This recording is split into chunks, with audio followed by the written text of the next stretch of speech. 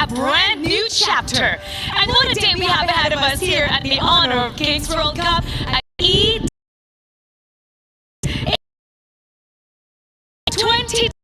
have come.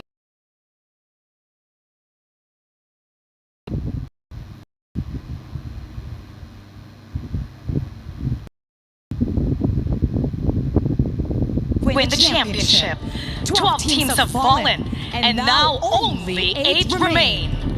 In the City of Lights, the iconic Paris, every single team participating has arrived with a key, a simple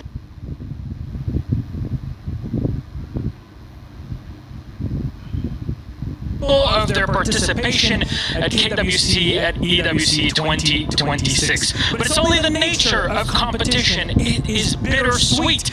And for every team that we find in playoffs, there's one that has had both their key and their hopes and dreams crushed live on the international stage. And as your two hosts, Mara and Milosh, we have bore witness to every single bit of that live and in person. Milosh, it has been incredible. But you know what? From here on out, the pressure only intensifies as the series will now get longer. Now, for the very first time, we will enter the best of 7 territory. We will finally see the possibility of something very special, and that is the ultimate battle. Ultimate battle, my friend, is very top already beautiful take that Honor of Kings international competition. We're here. We live for it here at our wonderful competition. And now, Milosh, how about let's introduce our top 8 teams. Up first, introducing Kwai Show Gaming.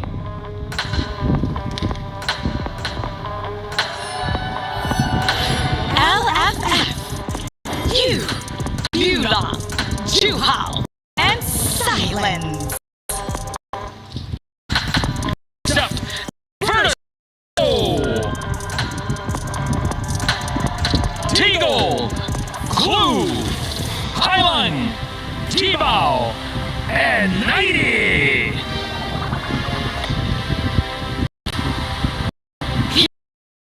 All Gaming. JR, Jihong, Saber, and Xiang.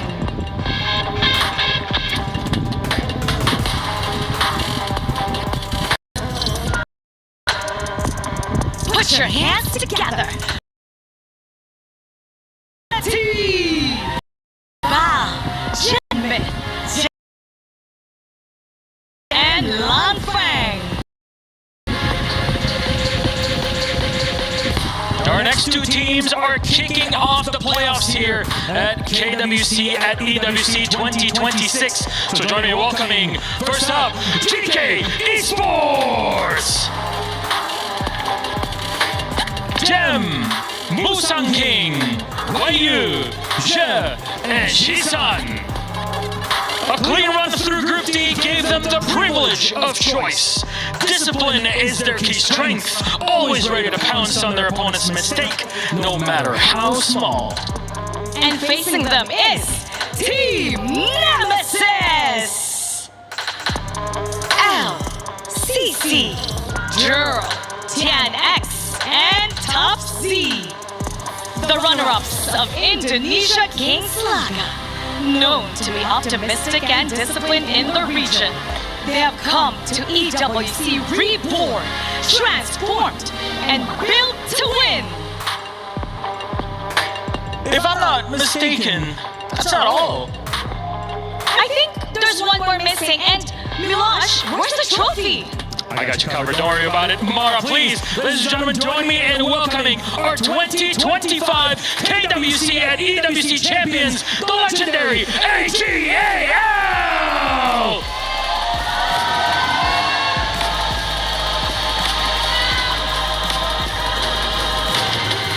Shuai, Zoe, Yinuo, Sheng, and Ran! This is the EWC Lazy Trophy, proof that the world's best came together and stood above them all. Forged in valor, crowned in honor. This is the playoffs! You better be ready because we are about to make it a very short match. Kita bakal kalahin kalian tanpa ampun. Dress up all you want, you still won't get a single second to breathe against us. Buat Rossi, kita bakal buktiin kalau kalian salah pilih lawan.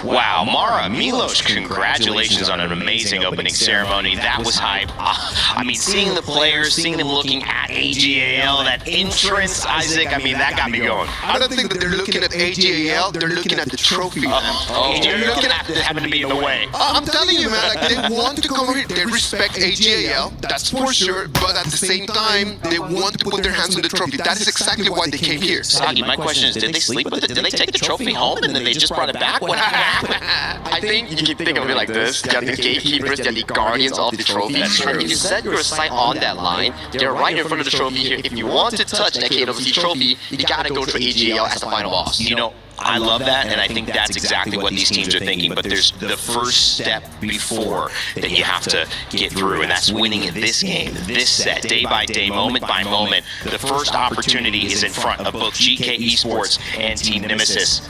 And we've got, I believe, Nora and Blam standing by, ready to go. Absolutely, it's going to be an ecstatic day today, and after that entrance, I have literally all the hairs on my body standing up as we saw those teams facing off and looking at the trophy, looking at AGAL there today. I am Blam, and with me is Nora. We're going to be breaking down today's action for game number 1. Well, I mean, like, everyone is just confronting each other on the stage, and I know that everyone's being so excited and gets so hyped about the knockout stage, about the playoff, but the thing is that we're doing a single elimination. That's something else. Exactly. Tournament life on the line from the very first game you get here into the playoffs, right? Obviously, we have GK Esports going up against Team Nemesis for the first game of the day. As you saw there, they were trash talking each other in the introduction, and there has definitely been some wise words being said there, but there's definitely some family business like Sagi was talking about in the introduction. Yeah, I mean, like, these two teams actually already been played once in the group stage, right, in Group D. So this is kind of like the rematch of the upper bracket final in Group D. Rematch of the rematch, right? But I mean, they both had the same results. So for me, you can understand why GK Esports went for this one, right?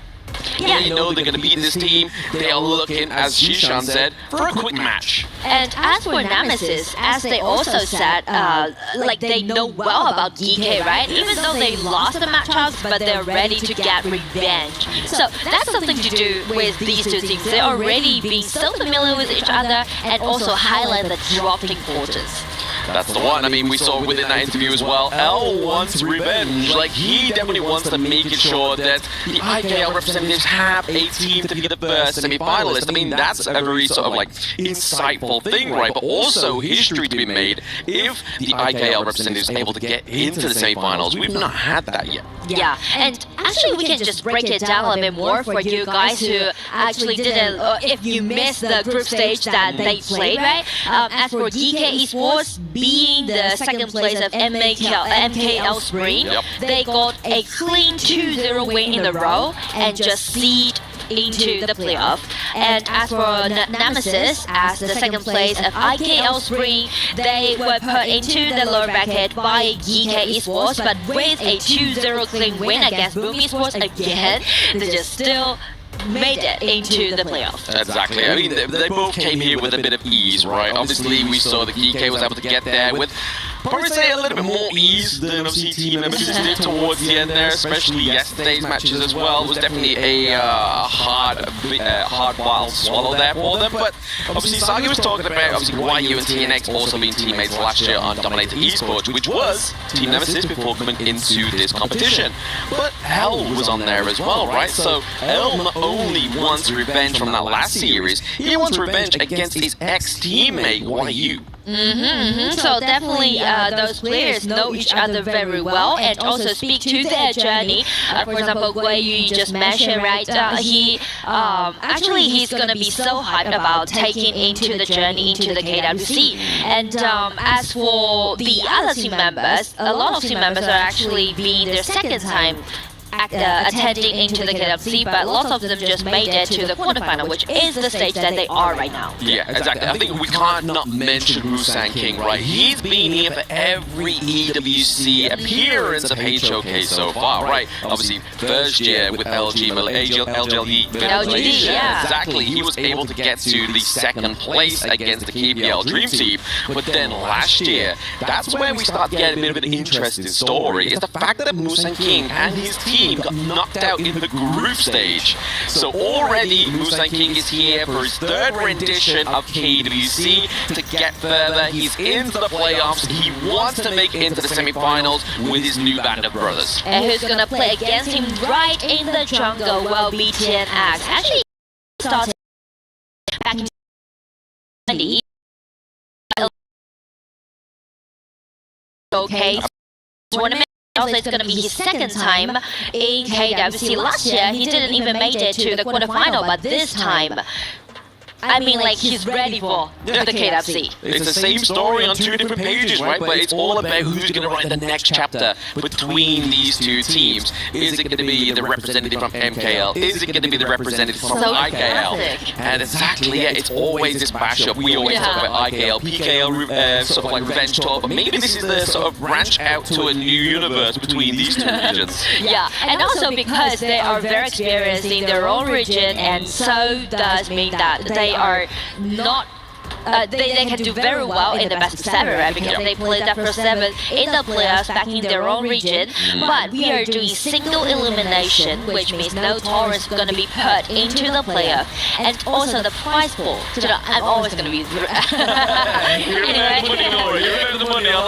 now, both teams in the quarterfinal are holding $150,000 in their hand. And once if they won this best of 7, they're going to have $50,000 for extra. Exactly. I mean, it's really good right here. Like, obviously, either of these teams that win go into the next part of the bracket that potentially go up against, obviously, AGL or Aurora Gaming if there's going to be a massive upset tomorrow, right? And then they can enrich their pockets even further. Like, if they take a game from AGAL, if that's their opponent to beat, that's $10,000 on top of that $50,000 extra. And if they win the series, they get the KIC's first prize pool for just winning one game, $100,000, which is crazy. Well, everyone's just going to be so obsessed by the Dazzling Hero Ball, but if we put it into realistic way that they need to do it step by step, and step 1 is going to be game 1 in quarterfinal. Absolutely. I mean, this is the one thing that I was touching on within the introduction as well, right? This is a best of 7. It's no longer just a little bit of a best of 3, which can be over so quick. You can blink and it's done.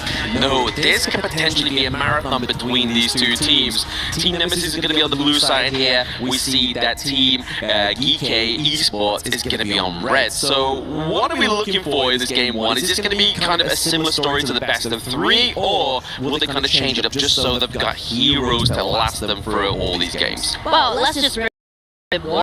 I mean, like, they all stage, but 0-2, right? Yep. Like, all results has been put in such a clean way, which also means that the first game matters a lot to both teams, right? Yes. You need to set up your momentum, you need to do it in a continuous way, so which means game 1 we should really highlight it more. And if we're speaking to those composition with high winning rate for both teams, I definitely gonna bring up this Frost Leon composition on the side of GK. Yeah, I feel like that could be a good call here, but it looks like not for game number 1 so far, but definitely something they're going to be holding into their utility throughout the series. But we now have the bracket onto the board here for you in terms of the BAM picks. The Aoin going up against the Flowball Marksman. It seems to be, obviously, once again, just that time tail of the best of 3. It's either Aoin going up against Chano or Aoin going up against the Flowball Flowball Marksman because you need the extra bit of range, and I prefer the Flowball Marksman matchup because you have the Arrow Storm. We saw it many times yesterday. It puts enough pressure onto this pick into the farm lane to exhaust that ultimate. Yeah, so being a really good attack, prioritizing their bottom side of GK, right? Yep. Hold up a winning at the bottom, and so does the Charlotte, can do great deal damage upon this all-in during the team fight. So it's gonna be really good if they do so on the red side, and also for the bans, I think GK is for a potential Agudo play. They could This do. kind, but Nemesis just spotted out, so that's the reason why they just take Agudo being unavailable. Yeah, Agudo's unavailable here for Busan King.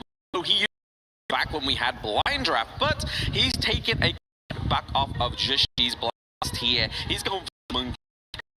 More of an extra tank into the front line, but also a great engage potential. We saw many times yesterday when that Dream Roam, it looks sparkly in game, but the devastation for a team fight is definitely not sparkling or glitter for Monkey.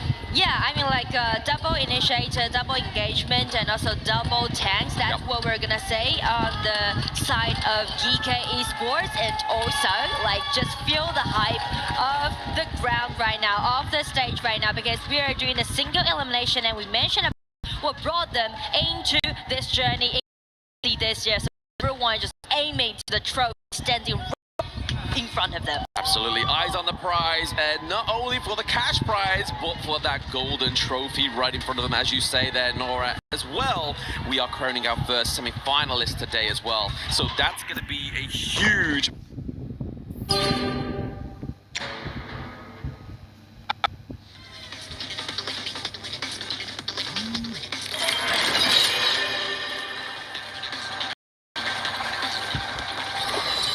But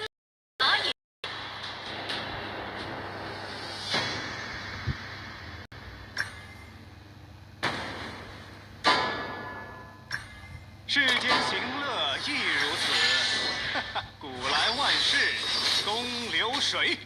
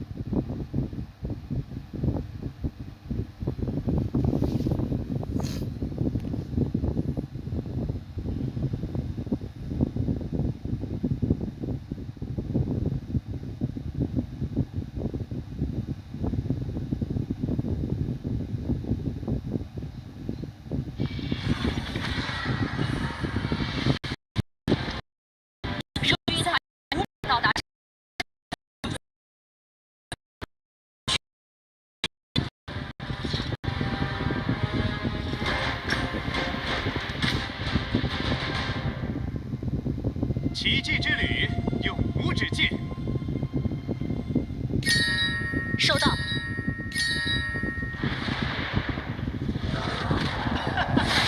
仰天大笑出门去，我辈岂是蓬蒿人？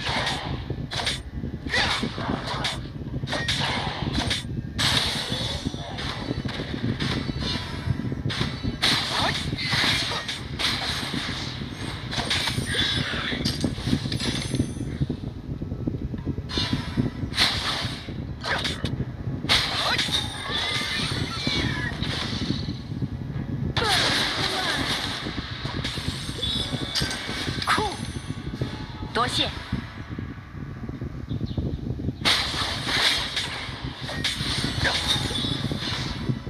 An ally has been slain. 我的。 An enemy has been 没事， slain. 好兄弟，不急。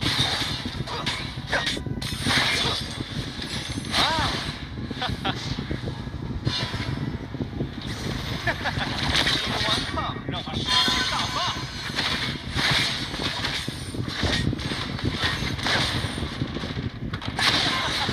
与尔同销，万古愁。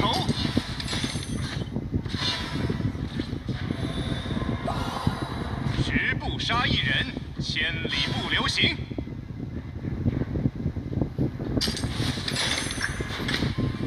An ally has 我的 been，抱歉 slain. 了。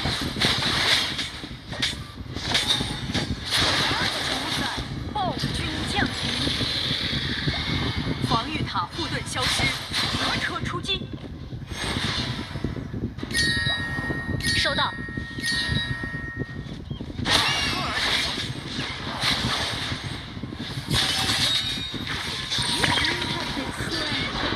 An ally has been slain. An 我的 ally has 抱 been 歉了。 slain. 你的顽抗让我士气大发。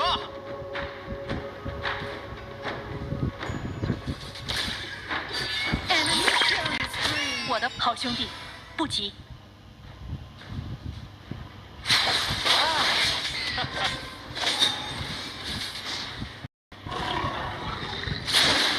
谁能接我一剑？踏歌而行。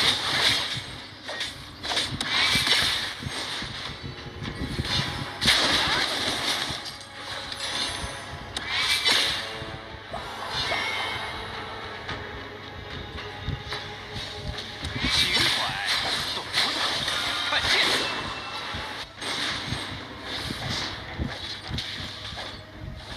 开始撤退。收到。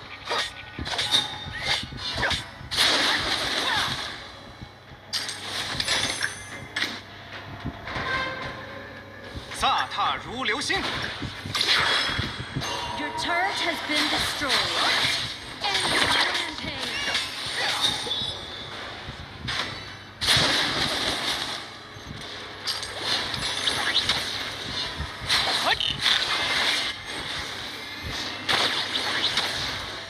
发起进攻。收到。 Enemy unstoppable.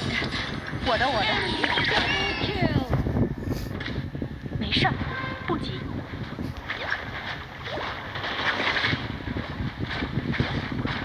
Your turret has been destroyed.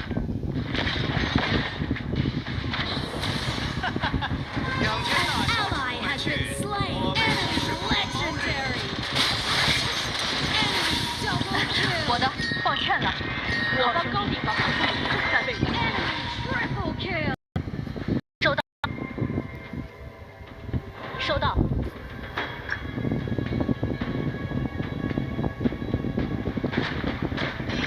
Your turret has been destroyed. 情怀，懂不懂？哎，我方高地防御塔正在被攻击。 Your turret has been destroyed. Enemy double kill. 我的。 An ally has been slain. 没事儿。主宰暴君获得强化。炮车出击。请求集合。 Has been slain. An 我的。 ally has been 我方水晶正在被攻击。稳住。 Enemy legendary.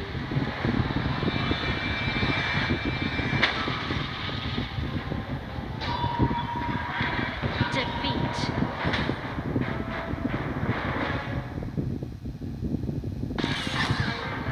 公流水。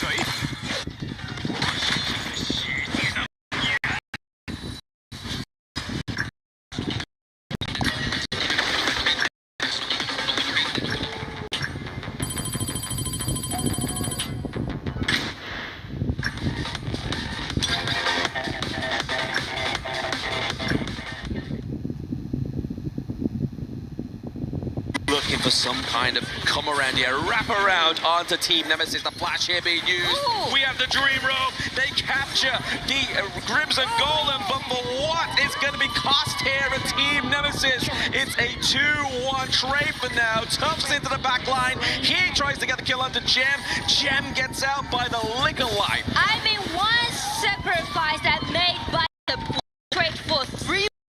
That's totally okay. Yeah, absolutely. But DK has to try and transition this into structural damage, right? Like, you look at Team Nemesis' base, it's still looking very healthy.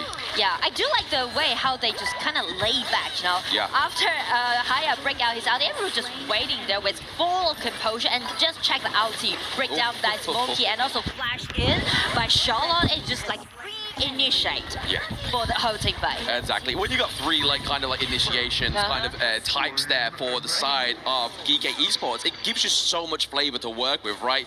It means that if one fails, it's fine. We just basically peel back a bit and then we try and find another way in, which is what we saw beautifully there as well. Just before the 10-minute mark, we do get a second Tyrant onto the side of Geek Esports, but we now have to start to tend in the farm, right? Once again, from as well as Shishan, just keeping them away. But I mean, like, when we're talking in this mark, we definitely need to highlight Douglas, right? If we check the goal difference, TNX got like almost 2,000 goal lead against Musang King, which also means Nemesis relies a lot on the personal damage coming out from TNX Yukio. Yeah, which is a weird game state to be at, right? Your overall global goal goes into the side of Geek, but you've got the differential into the jungle. I mean, Yukio, you need that, but at the same time, we're seeing a contention for that Crimson Golem. Musang King steals it away again. The smite diff comes through, but this is where the smite matters. Musang King doesn't have it. TNX is primed and proper to try and get this contest here. So GK still need to kiting it for like 20 seconds more. That's the reason why they're dragging out this Tyrant, trying to buy them more time. Buying them more time. He's going to be down Bridal Embers, pushing back 2. It's going to push back LCC onto the back line. Once again, is Tufts. He falls. That's not going to be a good initiation or disengage potential here for the side of Team Nemesis. Gem takes down Earl, and L is on the run. They have the Tyrant. TNX is just trying to capture any kind of means of stopping this escape here. But I mean, just check the coordination that GK has about those team fights, right? Actually, they are enclosing, they're moving in groups, so which also isolates Tufts in that case. Yeah, it's a hard isolation, right? If you're committing on a Dharma, it's going to mean kind of pretty much a life or death, right? Because you have no real disengage here onto the side of Team Nemesis unless you get that Lapo Lapo Rising Tide ulti or a Moonscape Mirage onto like somebody that's already aggressing Tufts into that backline. But we know that Dharma, when you're currently 0-3-1, is not necessarily going to have that great itemization, what you need for that. Yeah, I mean, like, definitely the shield isn't that on the side of Nemesis, but it's about their purpose, right? Because actually they're trying to vie for the Tyrant, and you know, as a result, it's an open misground. Yep, open misground, but the higher ground trying to be claimed here by Geek Esports. Takedown of L. Once again, that repositioning a Tide is not going to be coming through here. Forced back to the base. TNX very low. He doesn't want to blow that 2-0-1 K, right? But at what cost? Is with his T3, we have the Vanguard here. I mean, in the mid-game, the most painful thing that Nemesis is suffering right now is because how they're gonna eat up all those poking damage dealt by GK. As you can see, Flowball Marksman with a red buff and also Garuda with such a long attacking range, they can just easily take a lot of HP down before the teamfight even happens. Exactly, it just shows you the benefits of this draft, right? Like, GK was struggling in the early parts when obviously the fight was coming into close quarters. They weren't able to get that kind of initial fight that they really wanted with that long-range poke. The Wings of Judgment here once again, just placing down, just knocking like out the minion wave, but it's gonna be the Raging Tide, met with the Unbridled Outburst. The T3 top side has been taken down. They have the Vanguard here. It's coming through. It's gonna be Shirt up the back line with a Stampede as well. TNX is trying to do his best with the burst damage to take down the Vanguard.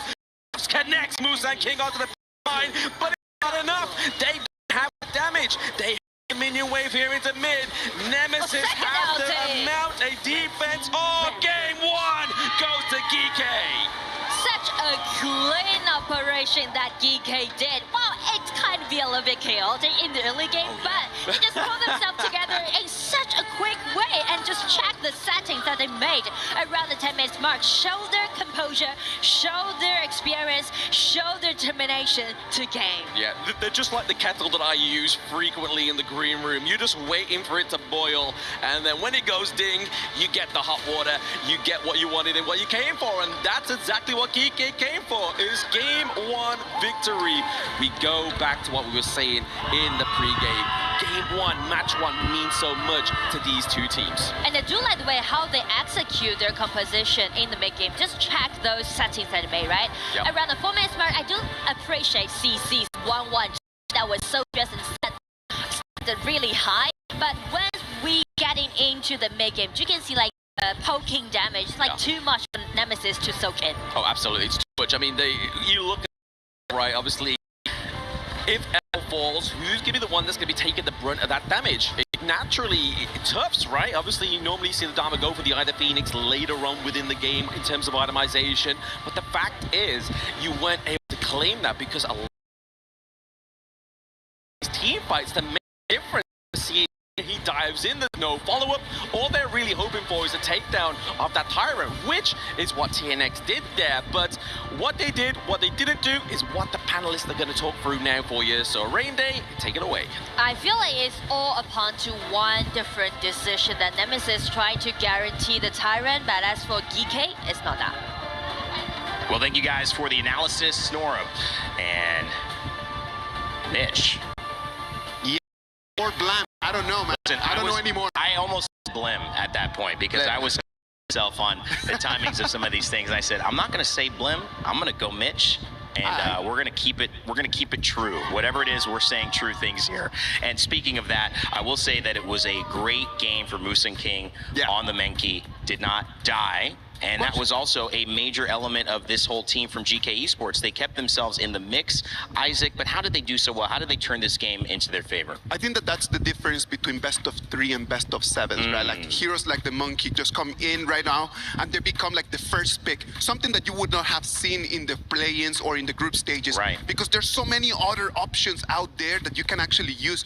But right now you need to be thinking, all right, what if we go into game 5, into game 6? So the Monkey right over there was a good pick, and Musang King just taught us exactly how to use it. TNX also, good game, even had the objectives, but it didn't work out. So what was stopping Nemesis from capitalizing on play as well? I think if we can jump right in towards this like title strategy that we have right now on our map, we can analyze draft here. So if we were to bring it up the video clip right here. Come on, King Sagi is asking for the production guys. So let's talk about draft, right, ladies and gentlemen.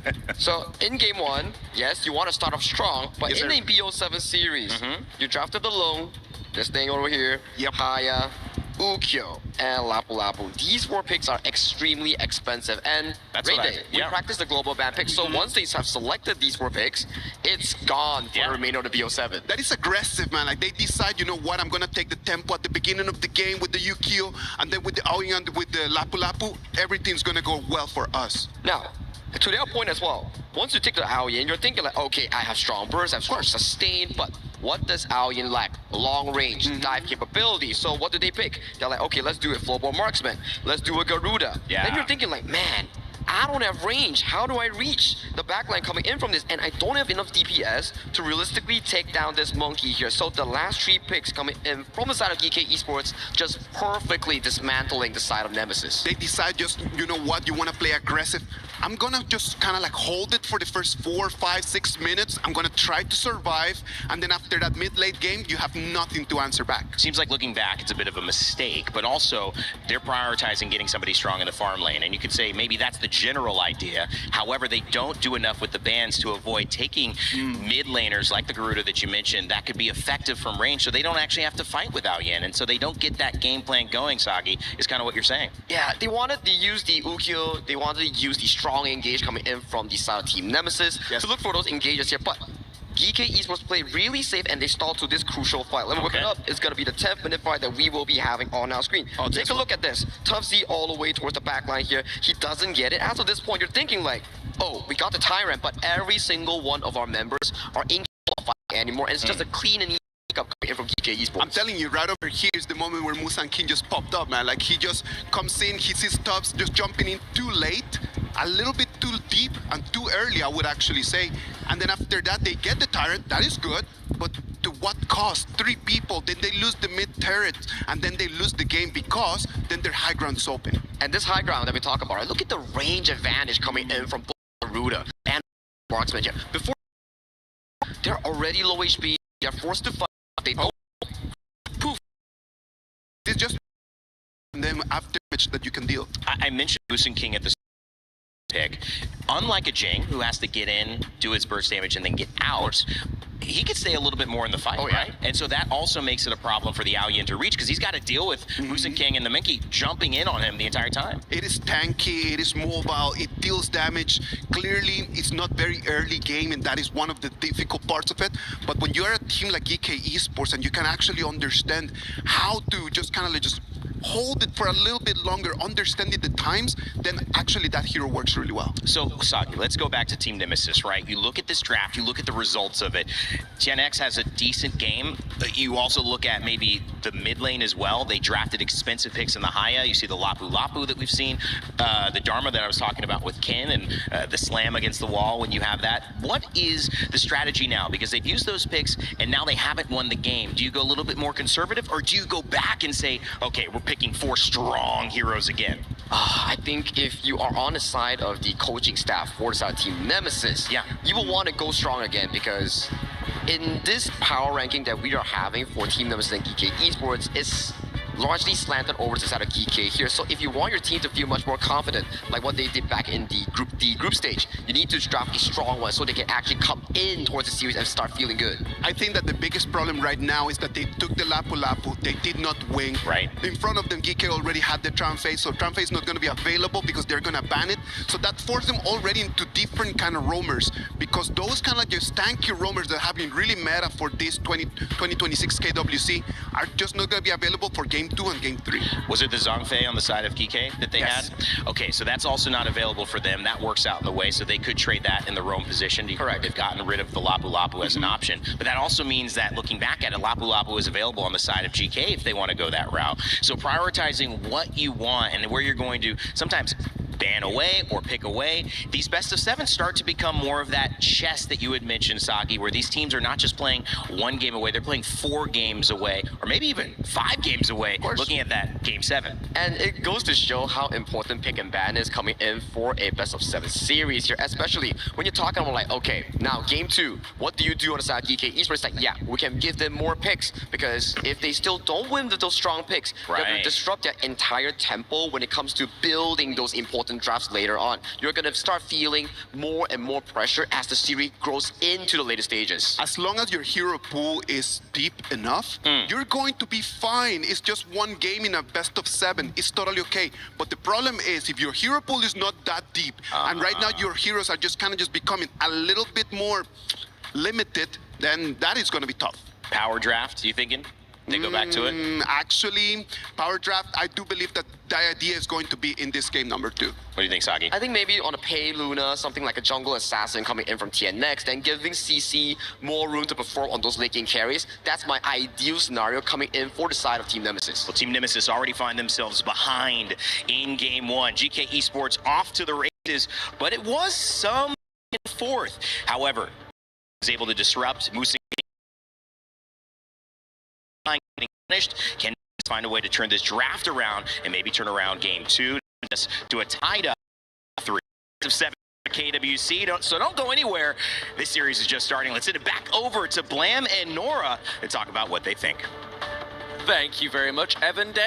Admit your name mix up there. We're having a little tip for that, but which the tit for tat definitely took place in that game number 1 between these 2 teams. And looking at the draft that we just had, Nora, obviously what I'm trying to come up with like a current identity here for Team Nemesis is that draft they had team fight breakdown. They wanted to kind of push apart and split apart GK Esports and use the burst damage potential to run them down. However, GK had the long range proc and they had the frontline big engage but also disengage potential.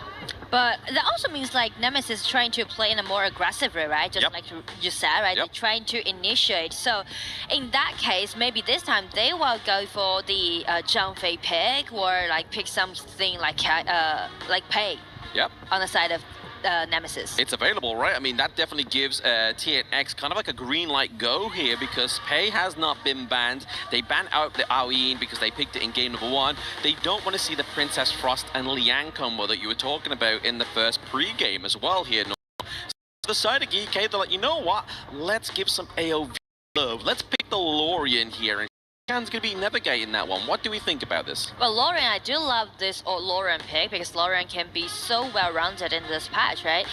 You can gain the priority in the mid lane, but also same time do a lot of burst damage at the team fight. So I do like it, and also I like the way how they just grab this Pei away.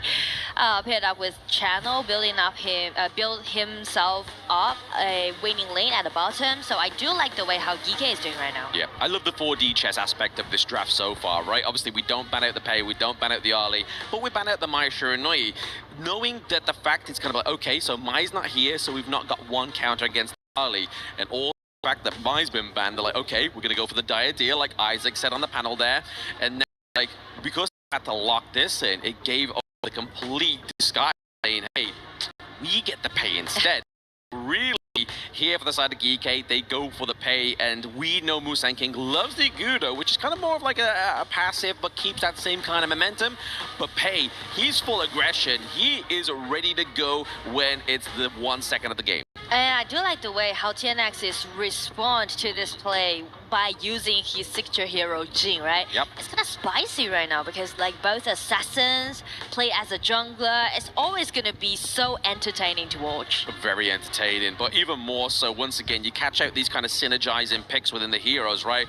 Last few days, we've seen the Jhin come up. We like to see get paired with the Lu Bang, right? It's my personal favorite delivery system synergy. You go in with a Jhin, you use the ult, you get the shield, you get the burst damage with the magic as well as all that damage. The Jhin here, good over the side once they knew that Jhin was coming through. Onto the side here of Team Nemesis, they ban out the Lapu Lapu, they ban out the Annette. So into the bot side of the map here, we're looking, if we're going for a tank, we've only really got the Lian Po, right?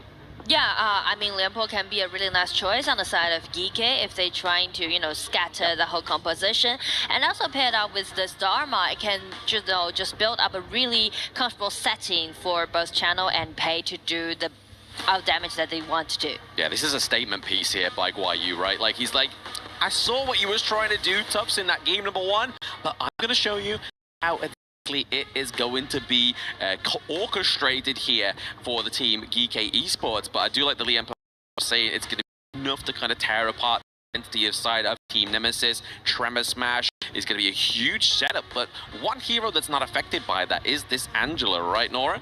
Yeah, because Angela needs to do the burst out damage combined with Die Dis initiation. So that's going to be a little bit problem for them to test out if their synergy is there or not, because due to the mobility that GK Esports Heroes has, it may be a little bit trouble for them to do so. But if they can't do it, it's going to guarantee them the full vision of the Riverside. That's one. If they get it, they're going to get control of the river, but has to go is when we see onto the Gorge, right? Obviously, the Baichi has not been a favorable pick within the desk. Obviously, Isaac does not like this pick. He always, you see his face when this pick comes onto the card. He's just like, disappointed father energy, you know? But hopefully, Team Nemesis here is going to use it to full potential, right? Obviously, he is going to be soaking a lot of that damage in this game number 2, but only time will tell. Can he get a point onto the board to bring we're neutralizing halfway state of this best of 7. And I mean, for game 2, Nemesis did some swap in the early game, right? Both side lanes, they turned into the opposite side, trying to highlight CC in the early game to deal with this Dharma. Yeah, just kind of give over a little bit more gold into the favor of CC, right? Because like you pointed out in the last game, Nora, CC has been one of the most promising players onto the side of Team Nemesis. He has that carry potential, but when he's not given the wings, he cannot fly. And that's the reason why they're paired up CC with this Diadea, which is really strong in the game. You can see like they already forced a flash on the side of. It's definitely one way to Dharma in the early game. Give him some against, but it's going to be the dive onto the blue buff there. It goes over, and even though they were divided, they are still keeping that Team Nemesis blue buff in the early game. I mean, they are able to help themselves a little bit more camp, so why not? If you're already in the enemy jungle, why not slow down the Jing while she's there? I mean, like, I do like the way how Musangking invasion. To mention about both Musangking and 10X are known for their assassins. Actually, throughout the journey that they played so far in KWC, it's their first time to picking up assassins, right? Yes. 10X Jin is really entertaining to see play it with it, but both of the junglers actually played more tanks so far in KWC, so that's why I'm so thrilled to see them to play like Pei and also Jin contest each other. Absolutely. I mean, Musangking loves to play the Ogryn, right? Like, he's probably been the player the most within the group stage to pick up the Ogryn pick into the jungle, but he's synonymous. Synonymous with Musangking is Ogryn. But we look at the bot side of the map here. Obviously, Baichi started against Achano. It puts Baichi at a bit of a disadvantage to actually get the feeds down. Right? Yeah. Something about map, right? Felt a deficit at the bottom, which also means you're gonna be more aggressive on the top side of the map. Yes. So Nemesis just keep pressing in on the top. Keep putting pressure, and there's the pressure. The tip for tat going on between L and Zhe, right? Just CC after CC, a little bit of blow there as well. But level 3 goes off the GK support quicker than the rest. He gets a CC knock up here onto TNX. He stops the TP as well. Yeah. Now we have to burn out the bit of Mirage as well. We need to see a little bit of a stop show here onto TNX. All first blood could go over to the side of Team Nemesis, but it's going to be Guan Yu tasked with that inevitable defeat. And it goes over to CC. Jill gets the kill onto Zhe as well. 2-for-1 trade for Team Nemesis. It began with a 3 versus 3, but just check the mobility that Nemesis has, right? CC just play around with it, and also TNX Jin just shine out 8-2. Well, I mean, it looked frightful for Team Nemesis, right? If I was in that position, I honestly thought the TNX was going to get pinned. It was going to be difficult because he not only got hit by the Lian Po, he got hit by the Lorian, right? That's a lot of time to be taken in a CC'd state of mind. But by his mechanics and also his ulti allowing him to do some pushback. And GK trying to, you know, make some consolation efforts, so they're just focusing on pushing in the mid lane. But still, it's going to be a problem that how they're going to deal with CC using this early in such an early game. Absolutely. I mean, he's just kind of with the Parasol to a safe distance, trying to put pressure on as well. I feel like he's playing the early very, very well in that regard. Rob playing aggressively at this moment in time because there's so much catch potential here on the side of GK Esports. So GK, instead of, you know, just trying to confront Nemesis on the top, they're trying to rotate more, just let Guan to play defensively. So does Baichi did at the bottom, right? Because sometimes you need to make sacrifice, right, for your top laners. Exactly. For the greater good here of these two teams, the Clash lane is not having the hardest and the easiest game so far, but the Tyrant does go over to the side of GK Esports. So already start to see that difficulty translating into a result when able to contest that Azure Golem like they wanted. TNX finally gets that one for himself. Yeah, I mean, beyond this Tyrant giving to GK, it's more like Musang's play. Yes, Musang. Exactly. YU has to flash out of here. It's a 3-man dive. Eventually, mobilization. This is why for the Diadem.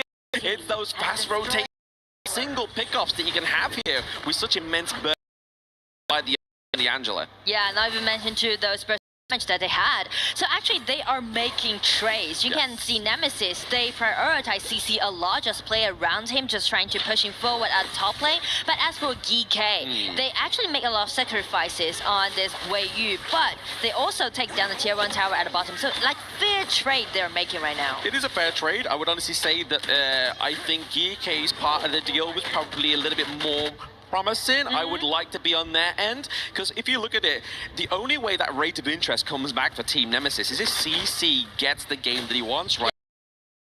Of interest. Giving named CC, but also the CC control on the side of Nemesis. We mentioned that it's sufficient enough for them to do so they can get the vision control. Is this going to be a sufficient play here for the side of Team Nemesis as they try to push down that mid lane? Tufts, as the tank gets melted down, they don't get the T1 in the mid lane, but GK once again transitioning structural damage onto the side of Team Nemesis. Opening up them side lanes is just as important as that mid. I do like the way how GK is trying to equalize the goal difference and also the vision difference, because they know that it's going to be uncontested against this CC in this kind of certain stage. So instead, they're trying to push forward in the mid lane and also rotate channel a lot. They're trying to prioritize Gem's farming pace. Yeah, and no one's caught out Gem just yet, right? Obviously, the pressure was there for Baichi to kind of just like soak that damage, but there it is. CC has to use the Parasol dance there. It's going to be caught out. It's going to be the double man levitation there for GK Esports. CC falls. L as well. Tough is looking to follow themselves on the river of sticks. He gets taken down. 3-0 trade here for GK Esports. I mean, it seems like Nemesis is going to be a little bit overcommitted. Check out the ulti, right? Get in, but check CC's like positioning. He was knocked out by Shizan's Lorien. Yeah, I feel like that definitely the interest, or at least the given over to the side of CC hasn't quite come into fruition here for the side of Nemesis, right? We were putting in our stocks into this pick, and then to be put into a position like that really just mitigates many kind of that comeback potential here for him. And that's the discipline that we always mentioned in game, right? Once you win the upper hand, how you're gonna stabilize yourself.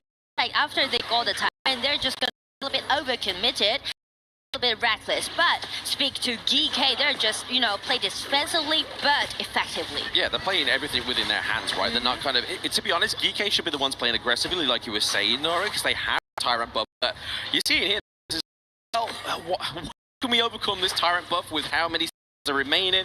Let's try and take a team fight. And I feel like that's the worst kind of situation to put yourself in, especially when you're behind in any kind of game state. Structure-wise, we see the CC here onto TNX after he brings out that mirror domain. So the ulti for Jinx has been used.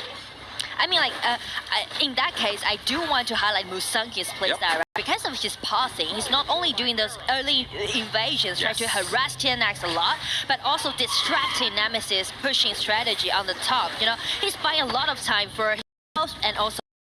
Absolutely, he's playing the paint very well, right? And we expected less because ranking, who he is of the best players with it. Global is, we huge transport here for TNX into the mid lane. Also the flash out here for Lorien, he overcommits. They need to get that T1 to make that play worthwhile, but Tufts falls.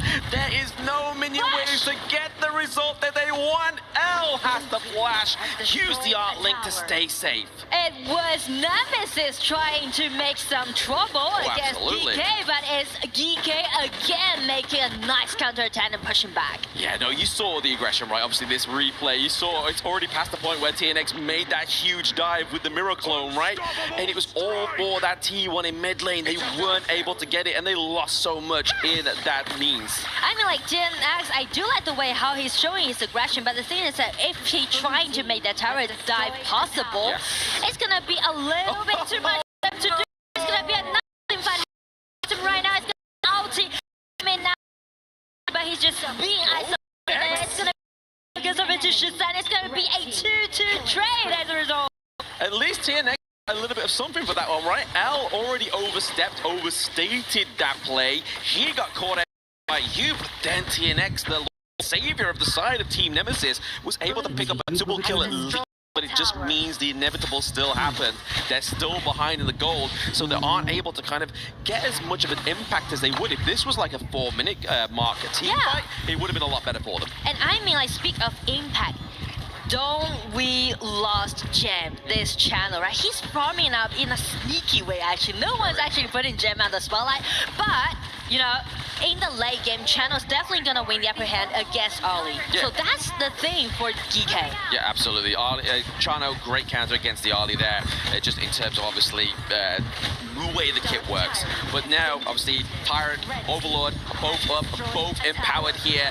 TNX is going to be left like baby in the corner. He gets the Overlord for his team, but it's going to be that Tremor Smash into the backline here. Maybe massive impact, maybe irreparable terrible here for Team Nemesis. They get 3 men, 1 more on the run. Jill has to use the cover of the brushes, but Guayo, he comes in, claims the kill, and that is going to be a 4-0 trade for GK. I mean, 4-0 trade with such a clean movement that right now are, right? Play around this damn up channel with this just prioritizing his setting. His KDA is like a 404 computer error, right? It's making Team Nemesis crash out at this moment in time. But you look at Musang King's itemization as well, right? The Pure Sky, he's looking to just keep himself alive a little bit longer within these team fights. Because if you look at GK's actual draft, there's not a lot of sustainability in terms of like a healer or anything like that. And also we mentioned about how important like CC and also the CC control matters on the side of Nemesis. So Pure Sky made by Musang King, allowing him to just, you know, eat that burst out damage up for the initiation. Yeah, the initial damage, he's able to survive that first wave, which just means it's a little bit more easier for them, right? Because normally sometimes Pei dives in, he gets caught out, you're already at that disadvantage. But speaking of disadvantages right now, not only in the damage dealt, but in the minion wave here, top side of the map, Jing gets taken out. Jill forcing the flash, CC immunity is not going to keep you safe from the damage. Tufts falls down as well. TNX and game 2 for GK Esports goes this time. 2 games already been taken by GK in their hand, full of composure. That's what we saw in game 2. On the top side of the map, as you can see, Guayu just played defensively and they turn into another strategy. Try to figure it out. It's gonna be Musang King's Pei passing in such a swift but diverse way, and also prioritizing channel gems, farming pace, allowing them to have such a secured late game play. You put it beautifully there, Nora. Obviously, they have to figure out the draft at the BP, but that's only the first part of the equation. The second part is, what are they going to do with these picks? How are they going to use them into full damage, or also into a sustainable be able to survive the initial engage there. But looking for these items, I mean, you're going to go into the favor. They're able to pick up 2 in the early game. Yeah, I mean, like the lane swap and also the skirmishes that they made in the game, it was so decent. But check this one, right? Around 6 minutes after they win the upper hand, it's gonna be like a little bit overcommitted and being reckless to commit that mistake, and which allowing GK to ball them more time and just push back. Yeah, I think this goes back to obviously the story, or at least the ethos of these teams that needs to be is discipline and also decisiveness. But to be more decisive, we're gonna get this breakdown here from the panelists. So Rainday, take it away. Thanks, Blam. Thanks, Nora. Call on game 2 goes the way of GK Esports yet again, and now we are facing a 2-game limit. They cannot go more than that in terms of losses, otherwise they will be packing their bags, heading to the airport, and getting their key crushed on the side of Nemesis. But still, a lot to fight for. Glory on the other side of it. That trophy there in the middle of the Lenovo Legion Gauntlet, as we welcome you back to the panel here to break down what we just saw. Rainday, Isaac, Sagi, he's got some stuff ready for us in a moment, but Isaac, takeaways from just the initial 2 games in a row that GK have found the answer to Nemesis. I like the way that Nemesis plays, but the decisions in some moments are a little bit shaky. And that is why it allows just GK just to turn things around. GK, they're down in the beginning of the game. They take some kills, like Guayu completely targeted over there for Team Nemesis, which was a good strategy, but just Musang King, how good of a jungler he is. In the moment that Guayu is just falling over there, he decides, you know what, I'm gonna go and take the blue buff, comes in, takes Jing's blue buff, takes that. Then after that, the next movement, he has a free Tyrant because Jing needs to go and protect their new blue buff. It's about knowing the timers, right? Little details, man. Correct. Little details. Like all the map details, information ingrained towards your brain. How long does it take to respawn the timers on the buffs or the little camps? Pro players, they know it in their brain, and every time they do, they will always track your buffs and they will make you play. And in that early game, control, yes, by Zero and L towards the silent on Guayu, but in the mid game, when Musang King is online, they keep finding momentum after momentum, giving so much room for Gem on that channel to scale towards that late game. The best thing about a best of 7 is you do get the response. And unlike a best of 3 where this would have been done, and we've seen this before, GK won against Nemesis in a best of 3. Nemesis now have another chance. And they get to say, okay, this has happened before. The last time we took it to a long game, the longest game of the tournament in 28 minutes. But now we have at least 2 more games to go. So it's not over for them. But we need to start looking at, again, what is working for GK so well, but also what do? What are those tools that you Yes, of course. It's just those little details. I do believe that their openers are really good. Their openers are really nice. I like the way that they play the first 3 minutes. They're solid. They're playing to their game, to their strat. But then after that, when you need to start fighting for the tyrants, set up your ways better. Your positioning needs to be a little bit better. How Tubbs is going to initiate. If Tubbs decides to jump in, can we communicate it with everyone else in a better way? Because GK, they have been preparing for this such a long time. They know exactly that even if they're down 1 or 2 steps, they can still just leap in back into the game. And I'm sorry that I'm forgetting exactly who it was. It was one of our losers in the exit interviews of MIBR Los, or it was Blacklist International, who took ownership of the fact that, I think it was actually Blacklist International. Blacklist Just G. And it was saying that I took ownership of maybe being a little bit too hasty with my choice. And I'm taking that as a learning opportunity. Saki, we'll see if at what you can point out how Nemesis can turn this around. All right, let's bring up the data real quick right now. You guys played that coming in, right? Just hold similar to game 1. They have, but when it comes down to small skirmish fights, it's just not in their groove where they are desync compared to GK. Of course, like that. I think that this fight is where everything just falls apart, right? Because they had a nice advantage right over there. They jump in a little bit too deep. They want to try to get a kill that they do not need in that moment. In that moment, they were still like pretty level, man. Like it's totally fine. Like you have a Jing, you have a CC on the early. Like you just need a little bit more time, a little bit more items. But then you drop the ball there, snowball all the way. Now take a look at this screenshot real quick. Guiyu managed to survive that fight. They lose 3. 3 kills are fine, but when you lose mid lane towers, side lane towers without trading any single kill, that's a big blow to your economy going in towards that late game here, which we'll bring up this upcoming clip. Yes, it's the same thing. You're trading kills, but your jungle, which is right here. Take a look at these little quadrants here. This is still available coming in for the counter invade. So even if you make it an even trade, it's still going to be a good trade-off for the side of DK. It's not even if you are going to lose your resources after that. It might be just even in terms of like the kills or something like this. Like, okay, we made it 2-2, we made it a 1-1. But then after that, your blue buff, your red buff, your whole jungle is open for your opponents. So they're getting more than they're giving. Exactly. And with that snowball coming in mind, you start to see team fights like these few moments, right? Yeah, it's a good initiation coming in from the side of Nemesis trying to trade the objective on the Shadow Overlord, but they're too slow, and when that formation has already been shattered, Zerg comes in towards the backline here, finds a beautiful knock-up in, and as of this point, there's no one coming in Gem, no one coming in playing from the side of CC, all burning down one member after another, and this game in the later clean and then you know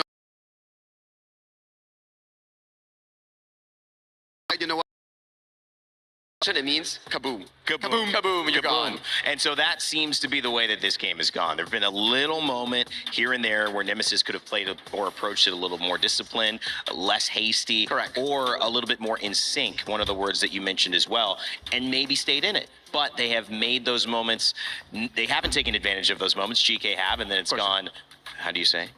Chala? Yeah. Okay. Gotta go down. So at the end of the day, the conversation has to turn to what does this next draft behold? Because we're going deeper and deeper. We've seen a few swaps here and there. I love GK still have strong mid lanes. They still have strong supports. I mean, the Lorian we've seen quite often in this meta, and also huge for team fighting as well. That lift up. Yeah. Oh, that was so good. I mean, so good. And that has been a part of our best of 3s. But now we get to see what's going to be a part of our best of 7s. What comes up? What can we start thinking about, guys? And I think that this is the beautiful part about the global ban pick, right? As we move into game 3, then you need to start thinking, everything that I was protecting myself before, everything that I had already banned before, I cannot just keep banning it right now anymore. in some moment after game 3, game 4, you need to start allowing strong heroes to your opponents, and that's why you need to be protecting some of the hero picks. Guan Yu is kind of a big Clash laner. Of course, still we haven't available. seen yet, and still available for both teams. I think it's gonna be increasing popularity, especially when it comes down to more of these counters being not available here. Yeah. So coming in towards game 3, game 4 draft in the best of 7 series is vastly different compared to a BO3. And if you're a team Nemesis, all cards must be shown right now. If you're not showing it and you're going into game 3 with another L, you might be bowing out the tournament at top 8. You basically can't do that, right? You have to almost treat this like this is the knockout game, right? Of course, of course. It's very difficult to come back from a 3-0. Right. If you allow the other team just to take 3, I think that that's going to be done. I do believe that right now, as we start thinking about the new picks, what is going to happen, what is going to be showing up, I am looking for a Mai Shiranui over here in this one. Oh, Sagi? Well, I think Mai Shiranui is gonna be an interesting one, as both mid laners love to be making those insane plays across the gorge. But Rain Day, why don't we pass it to the casters to find out? Let's. Damn, Nora, what do you guys think? I mean, there's a lot of emotion going on right now as well, right? Obviously, for the MKL fans, they are in elation. They are 2-0 up, whereas the IKL representatives, obviously, at the venue or online, are definitely feeling the burn here, Nora. I mean, we are at the victim of the global ban pick right now, and there is a lot of picks that have been taken off the board for both of these two teams. I suppose the question is, who's going to be better in the long run? Well, I feel like due to the draft, it's more about the mindset, actually. You can see like GK with these kind of advantage, they can go whatever draft they want. But as for Nemesis, just like you said, right? Pretty expensive heroes that they used in the previous matchup. So this time, I would say it will be more available for them to take a Byron pick or a Guan Yu pick on the top instead of like Bai Qi or Dam or those like Miracle Maker or Chance Seeker heroes. Yeah, absolutely. Maybe something that's going to set up the plays for somebody else to take over the reins, right? But for the side of GK Esports, they have the Yali being picked up here as well as the Annette. So they're running through these AOV heroes, right? Like the only one left for them to play maybe in game 4 for Guan Yu would be the Florentino. And I do like the Annette pick, you know, allowing a lot of things happen during the team fight. And also this early guaranteeing themselves a winning lane at the bottom. And on the side of Nemesis, this time they are trying to play safe but strong. I really like the draft, right? It's really solid. You just poke like double warriors for your composition, and also like double tanks that you Nemesis around. I think we were in this game, we're seeing Musang pick up the Ogryn, so actually we got the triple A here for the side of GK Esports, Annette, Arlie, and Ogryn. So Musang King gets one of his big picks. Gem has actually had a stellar performance before on the Arlie pick as well, historically. But then we look towards, obviously, the banning part. So the next part is obviously taking those counters away from Ogryn, right? The Agudo and the Luna. And the reason for that is because they try to highlight Musang King in this game 3 for their precious jungler, because when you're facing against those double warrior or like tanks on the side of Nemesis, Ogryn can be the most decent pick towards all 3 heroes right now be picked by Nemesis. Yeah, I like the Banner of the Devourer here as well, right? Because when you have something like the raid boss, like the Ogryn, going for that like dual marksman comp is very kind of like fatal here, right? Like you're just able to drive, force a huge wedge onto the side of Team Nemesis and just do so much damage. But instead, it's the Guan Yu pick here that we see up for GK Esports. The one that the panel was like, hey, who's going to go for it first? I feel like the responsibility that Guan Yu this time in game 3 need to take is not only about doing the laning, but also harass a lot during the team fight. There's no need for Guan Yu to step in and aiming for the backlaner. Instead, the only thing that he needs to do is try to make threat happen, and that's enough. Just play in a more psychological way. Yeah, exactly. You put it in a good term there, psychological. Like, if you don't know where the Guan Yu is, you're kind of just like, ugh, like, where's he going to go you're going to hold it. Yeah, in a moment's notice, he could be here and we could all be crying. But we're actually seeing the second Rhino for this entire tournament. The only other player that's played this hero is Shishan, and that was in the groove stage. But now Nemesis is like, okay, let's try and slow down the barrage of those structural damages, which obviously using the Fate Rewind here for Hino's ultimate, you're able, if you use it correctly, is bring those structures back up.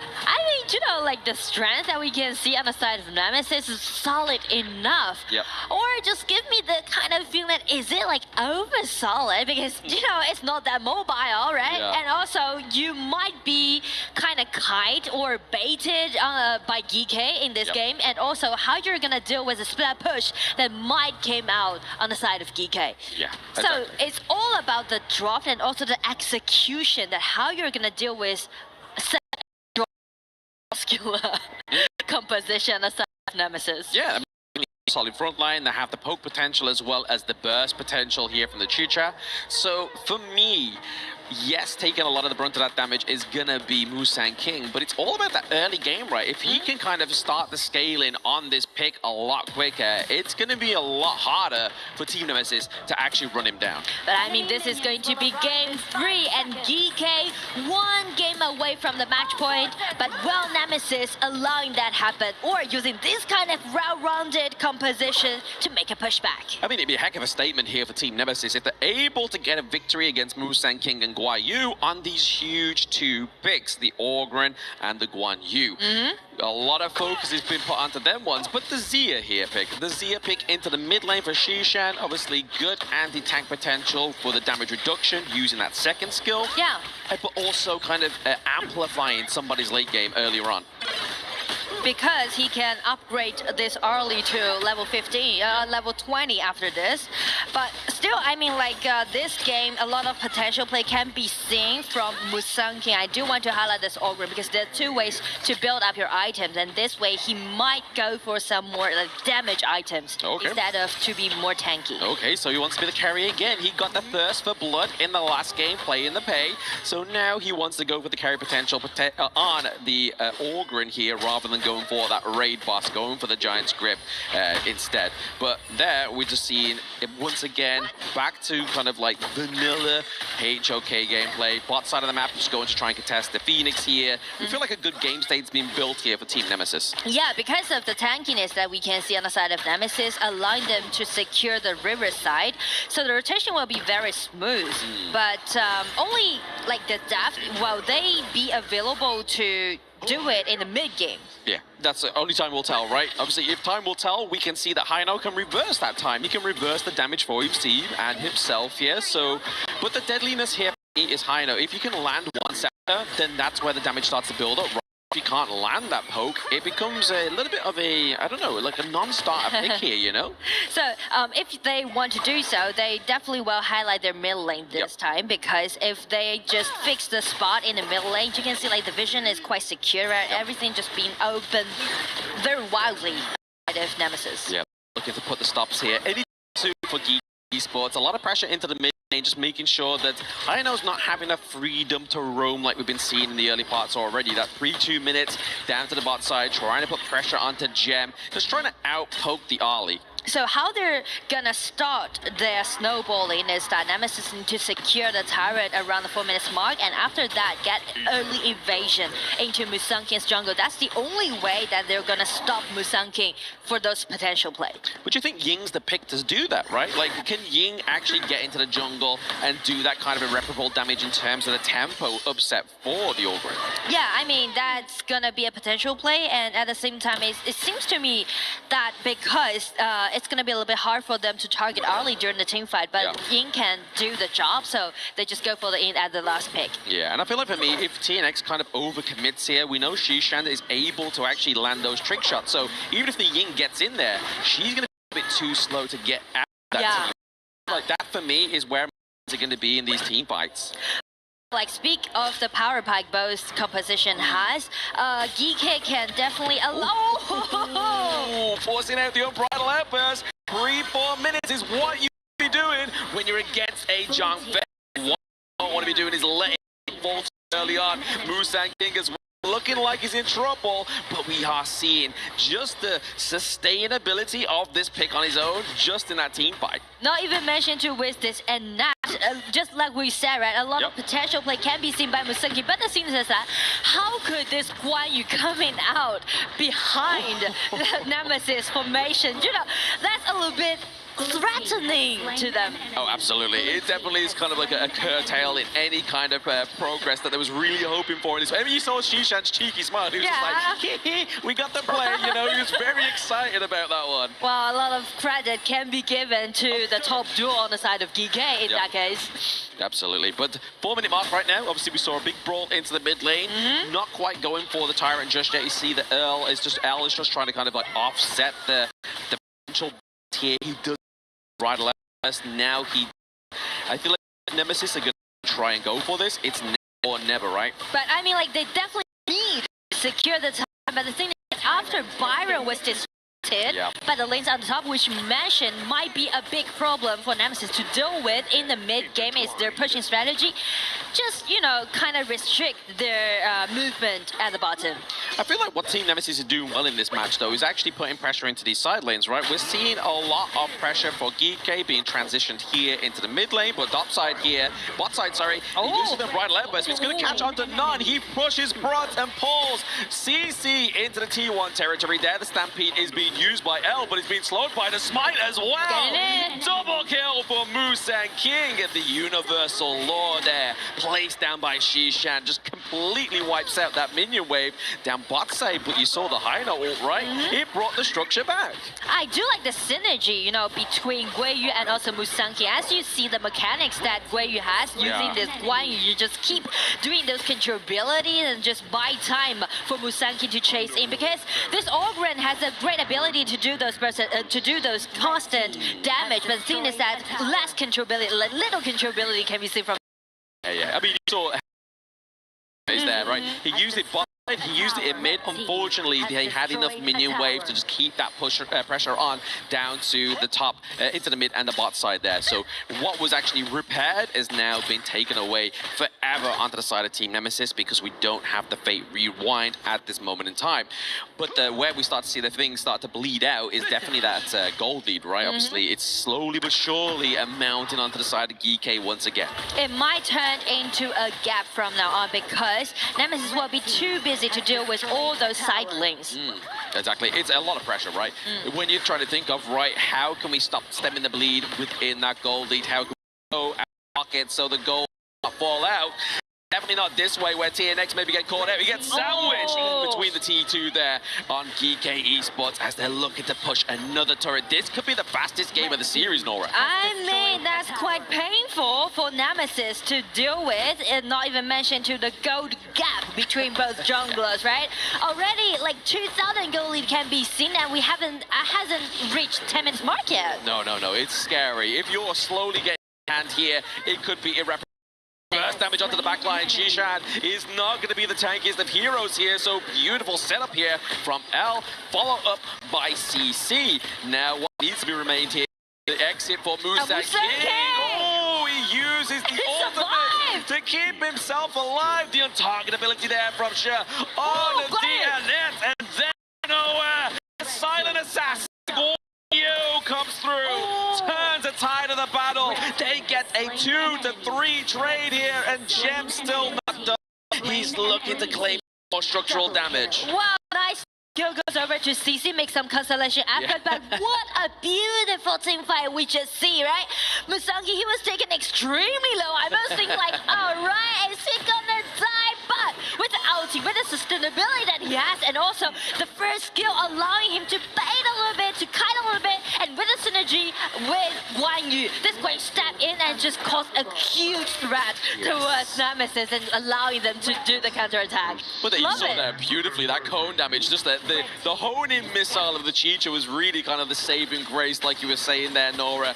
Beautiful play, or at least a potential, like, here's what you could have won from Team Nemesis. And I mean, like, Musang, how you're gonna stop him, right? We mentioned about the advantage he has against the composition that Nemesis just picked, and also because of the pure mechanics of Musang, and also his composure, he just, you know, do a lot of 1 versus 3, 1 versus 4. I feel like the true potential of Annette's come through here. Like, I haven't seen a frightful Annette yet. Like, I'm still kind of like, when I see it in the draft, I'm scratching my head like, okay, I get the anti-CC properties of this pick, but when you see it in a team fight played like that, you understand why these teams are banning this one out. Yeah, exactly. And that's going to be really torturing on the side of Nemesis. Zhang Fei tried to make something happen, but Guan Yu just gets in again. Musang again being taken extremely low, but makes the miracle continuing. There he is. The continuation of the miracle does come through there. CC, they know the threat of this Chicha, so they take it out early part of the team fight. They take out L, and now they are looking just to keep putting the pressure on into the enemy jungle. They have minion wave into the mid, freeing up the top side here as well. This push first T3 off game number 3 there. Oh my goodness! You lay down the law, you get the kill! That is going to be Xishan picking that one up onto T and X. And just before the 10-minute mark, even if they have to go for the Overlord or the Tyrant, it's still going to be too much for Nemesis. And there's minions on top, trying to take down several HP bar on the high ground tower. Everything just went totally in control on the side of GK. And just check Musang's KDA. 0-4, which makes him godlike, and also got like 100% of killing participants. He is the guy, right? Like, okay, we're going on. Moon King is here. These teams, because he's stacking kills, the assists, just not the deaths, and that's the most frustrating part here for Team Nemesis. And with the red buff granted to Gem, again, Gem being out and just got a really nice damage out upon TNX. TNX is being so squishy right now. Very, very squishy. You kind of seen the dismantling of the Ying, right? Like it's all down to the fact that the set of Xishan's damage reduction, which makes the Ying squishier, just not naturally, but unnaturally because of this draft. The minions, it seems like Giga trying to accelerate their pace. Heino Breakhouse LT saving his high ground tower, but how they're gonna save their team fight's gonna be in that! Flash in and LT in got such a nice insta-kill about TNX. Flash having to be used there by Tubbs. We know where the acceleration has gone from Xishan. It's gone over to Musang King. He has hit that level 16. So now that damage from the Ogryn, like we was talking about, with this itemization, is going to be even more frightful. But into the backline, it's going to be Guan Yu. It's still down one member onto the side of Team Nemesis. Once again, the runway has been lit. And there it is, the damage over time, thanks to the Xia pick. I feel like it's too much for Nemesis to contest GK in this kind of gold deficit, right? It's already reaching over like 10,000 gold deficit. How are you gonna eat all those damage up? Not even mention to this god-like Musang's Ogryn. I feel like 10 is a little bit too far, right? Unless we get another 8-minute game. Yeah. But at the game state that Team Nemesis is, I feel like that is a very unlikely situation we had. Like, the only way to deal with Ogryn in game is that the burst out damage is out there, but as we scrutinize Nemesis composition, there's no burst out damage can be seen. Look at that number, 130k damage from Musang King. That is absolutely insane. And it's an Ogryn. Yeah. An Ogryn at 12 minutes. Like normally that's like 30 minutes, 28-minute game, but now we're seeing here the potential push here, the nail in the coffin for the side of Team Nemesis as they may be losing down into the match point, but the unbridled airburst from L is going to be enough to deter them away, but for how long? L gets hit by the Universal Law. Chicha here, CC's having to make the plays. They have to clear the minion wave topside, and they're able to do it, but Levitation, he gets the knockdown onto Tufts. And there's still minions on their way. Depends on Geeky whether they're trying to close out the game, gaining the match point. Musang King getting one versus 4 and sending in all those minions, break out the item and buying them more time. Legendary it is, and it's gonna be game 3 goes over to GK Esports. Wow. That is the fastest game of the series just far before GK Esports get themselves the game point. They are literally one game away before they are crowned the first semi-finalist of KWC 2026. But my oh my, what a frightful team comp from GK.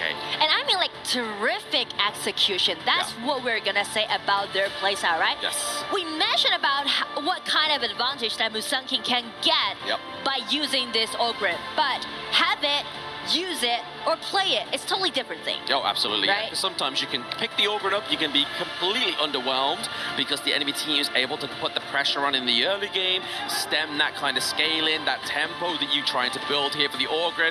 But you're going to be seeing it in these gameplays here. These replays are really going to show you the pairing of the Ogre, of the Annette as well. I feel like Annette in this comp made the whole difference with that ultimate. I totally agree with you. I mean, in the early game, I do like the synergy between Guiyu and also Musanki. But after that, from around like 8 minutes, it's all to like Annette with this Ogre in the front. Yeah, absolutely. I mean, you see more of a fun sort of like happiness on the side of GK on stage, whereas Team Nemesis are kind of like scratching their heads mid, like the draft really not really been given the grow that we wanted. Did we with the one at the third game within the best 7? And not even mention to this a lot in Game 3, right? Match point goes over to GK, and if they want to make it, they need to at least the ultimate battle. Yes. Which means you need to have 3 victories in a row allowing to do so. And that's very exhausting, but we're going to take a bit of a break because we're exhausted before seeing all that gameplay, so let's give a break over to ourselves, and Rain Day can take that one away. Thank you, Blam and Nora. That trophy in the middle of the Lenovo Legion Gauntlet is what these teams stand to win. And with one game, it will be GK Esports who march a little bit further on their way towards their ultimate destination here in Paris, France. Welcome back. My name is Rain Day. I'm joined by Isaac and Sagi here on the panel to break down that action. But after 3, gentlemen, we're starting to lose a bit of traction for those who are thinking Nemesis can pull this one back. What we're looking at now is Nemesis having to win 4 games in a row against the team that after 6 games of playing, they have not beaten. They have not lost yet. Like EK right now in the whole KWC 2026 just has not lost a game. And that is surprising, man, because the top level competition in here, like when you came over here already to quarterfinals, you're expecting that it's going to become shorter and shorter, the distances in between the players and in between the teams. But this game 3, it was the biggest gap that we have seen in between. Is this draft component, Sagi, before we dial in, is this more draft component as somebody who's played at a high level, or is this more just the momentum and energy of the competition? Because both of these teams have kind of gone toe-to-toe. You've done it enough. You face the same opponent, you lose, you lose. You lose, you lose, you lose. Now you start to, do you start to think about that? It definitely gets into your mind, right? Because after, like what you mentioned, 5 games in a row, you're still unable to find a crack in the window against GK Esports despite the 28-minute game back in group stage. You gotta be wondering, what does it take to actually win? Because this draft itself, yes, it might not be the greatest, but it is the Nemesis style that we talk about. You talked about early game. How important was that? You said the 8 to 10 minute mark. Why that for Nemesis? I'm telling you, I do believe that in this exact game, GK Esports was the first team in making the mistake because they come in very early to initiate a fight over there in the mid lane that they cannot completely capitalize out of, and then they gave an advantage to Team Nemesis. Same things that we have been talking about, that do not make the mistake because the other team is going to take control. But the problem is that GK just bounces back immediately. It's just that, like, they make the mistake, bounce back 30 seconds, the Ogren is already gigantic. And it's also how they realistically expand that goalie through those little plays, right? Every time we see, oh, GK, they lose a fight, but there's no detrimental consequence behind. Every time, if Nemesis makes a mistake, their towers goes down, their mid tower goes bankrupt, and then their jungle just explodes immediately. That really puts the side of Team Nemesis so far behind every single time they lose a team fight compared to the side of GK. I want to dive into some of the new rosters that we've been seeing, especially if we've gone deeper into this tournament. I know you guys were talking about, you and I behind the scenes, the Zia, the late game, and we've seen that twice now, at least while I've been here on this stage with Lenovo Legion Gauntlet. You might have seen it a bit more in groups, but I don't think as much. The Ogren obviously had a big impact as well. We saw that come out just now. Walk me through your thoughts on just these lineups, the drafts, what you're taking away as we get later and later into this, and what these heroes do and bring to their compositions. All right, whip out the Telestrator right now. Let's talk about that picks that you mentioned here. All right, first things first, we check out the first 3 picks here coming in from the side of Nemesis, right? Yato Chicha, Zhang Fei, and Byron. Very clean, very strong, early to mid game, like we talked about. Rain Day did mention that. If you have these 3 heroes, you're looking to win out the laning phase, advance the jungle here. So, something that GK did really smart. They lock in a self-sufficient early game jungle like the Ogren. Then on the side of Team Nemesis, you're like, man, if I don't win early game, how do I realistically take down this Ogryn? Because it's gonna be super difficult if you don't have late game damage. Hence you see the Hano being drafted. You're like, oh, we don't see this Hano a lot, but they're forced to do so. So many of these mid lanes already removed by the global ban pick. Of course, and then you see the Hano, and then the Hano, because of its mechanics, it just allows you to be able to survive a little bit longer, right? Because of the turrets. As the turrets just fall, the Fate Rewind allows you to bring the turrets back right over there. And that's one of, like we can see right over there in that video, man. Just you see of the turret come, and then in one, it just comes up 100% and keeps the fight going. And if you can consistently keep doing this in the late game, you can actually stall the game into potentially the 15-minute mark, 20-minute mark, then you can fight for a living chance. But if you take a look at the early game, this specific play coming in from Musang King, yeah, we lost Shisan in towards the early game here. Shisan is down, then take a look at Musang King taking so much damage up to the very end while he paces towards that mid lane. I think he was like, what?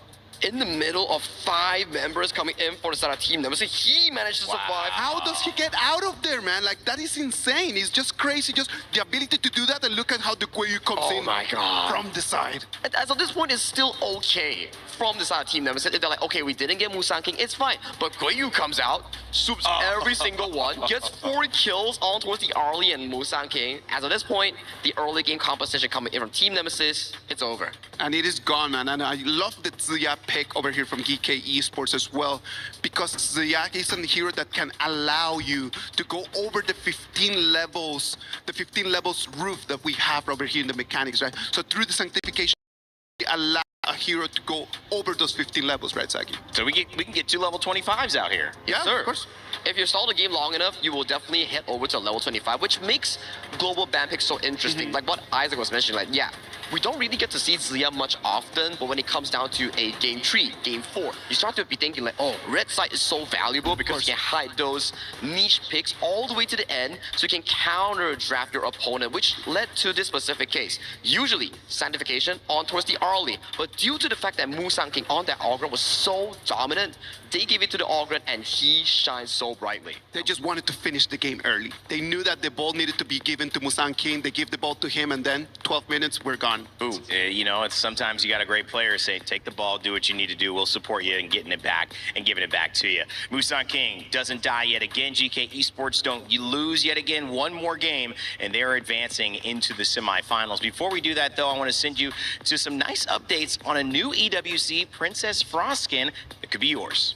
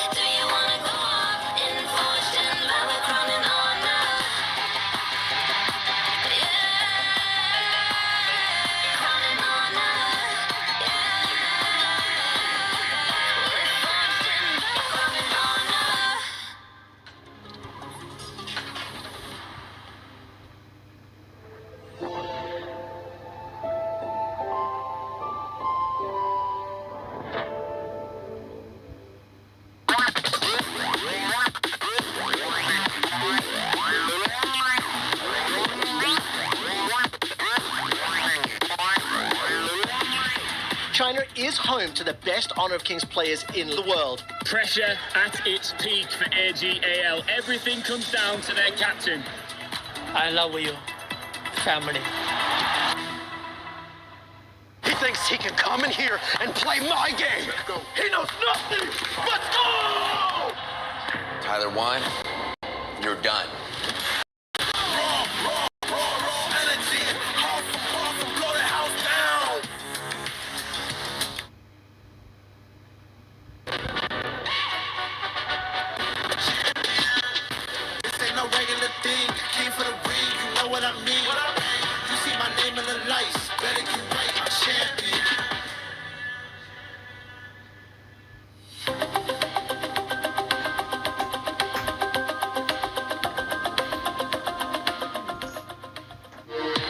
We were there.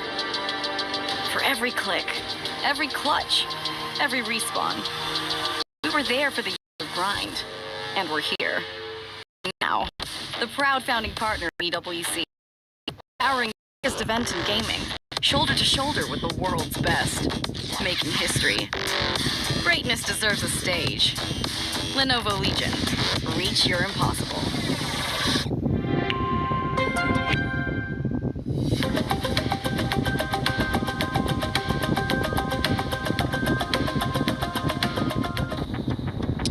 Win or go home from now on for Team Nemesis representing the IKL League. And that obviously, it means that one of the IKL representatives in the top 8 would be going home. There's still one more remaining in our second matchup of the day.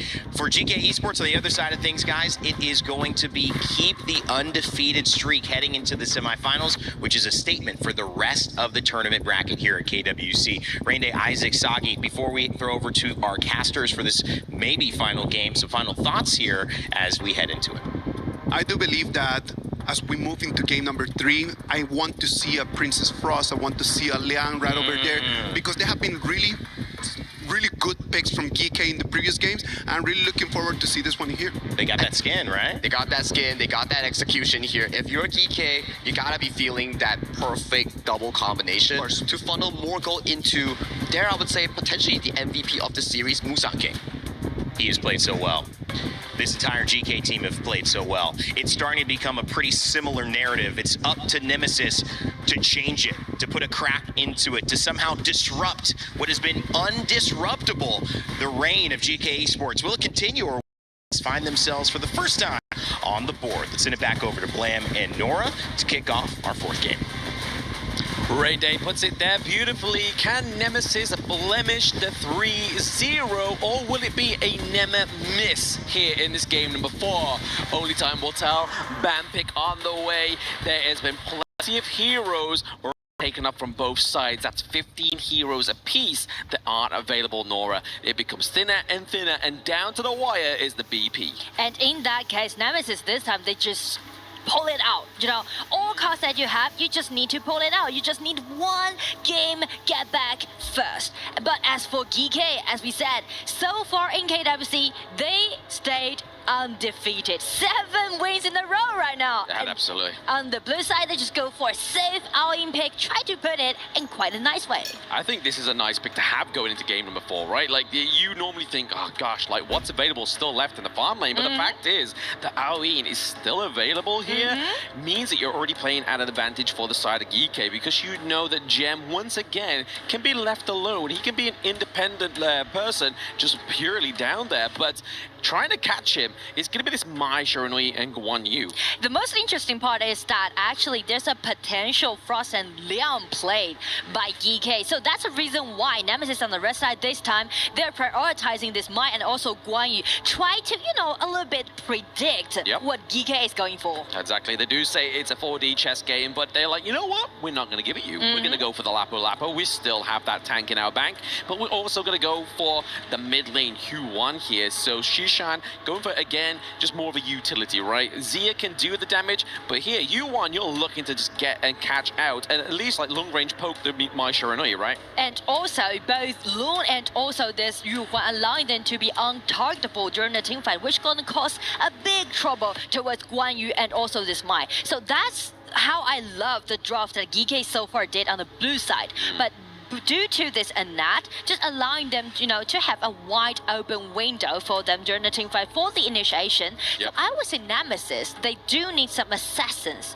for their jungler to make sure that they're gonna secure that insta kill. Exactly, because if Mai gets caught off in the early part of the team fight, it's like, where's the damage gonna come from? Guan Yu's not gonna be dealing the damage, and Net's definitely not gonna be dealing the damage. But this might be the new Wombo combo of KWC, right? Like the Net and Guan Yu combo definitely aids the team fight into your favor. And hey, here's the answer, it's the Aaron.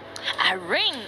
Well, Aaron with Anat at the bottom during the lanings, I do think that they can have a winning lane at the bottom on the side of Nemesis. Yes. And the thing is that once Aaron being so immobile and once all his teammates just left him and just dashing in, who's gonna protect our link, right? It's gonna be all on CC himself. Yeah, a bit of an interesting last 4 picks here, 4 to 5 picks. I mean, this could even be like Clash Lane, Arthur, Jungle, Umbrosa, but I feel like it's something that Guan Yu plays himself, right, up into the top. Guan Yu plays himself, sorry. Umbrosa top side, Arthur into the jungle, just giving over that thick front line here for the side of GK Esports. Because something about the Umbrosa is they can do a lot, quick damage in that lane, but it's giving the doing here for the side of Nemesis. That's kind of out of expectation, to be honest, which also means they will put CC under the spotlight, because all the members and all the heroes that they picked is trying to play around CC, play around Irene this time. But again, being so immobile, how Irene is gonna defend himself by those attacks down by Yu Huan's skill 2 and also Umbrosa dashing in, right? It's gonna cause a big trouble, and also they just need to make sure that CC is going to be really comfortable in this match point. Absolutely, but I think the thing that I fear the most here is that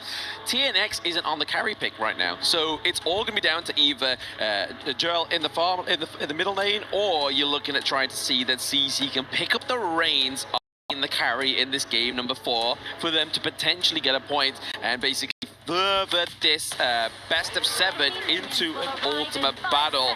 But it is going to be Musang King on the Arthur here. A lot of front line, a need to build that anti-heal onto the side of Team Nemesis. And since this is their match point, GK is trying to put it in a more solid way. Yep.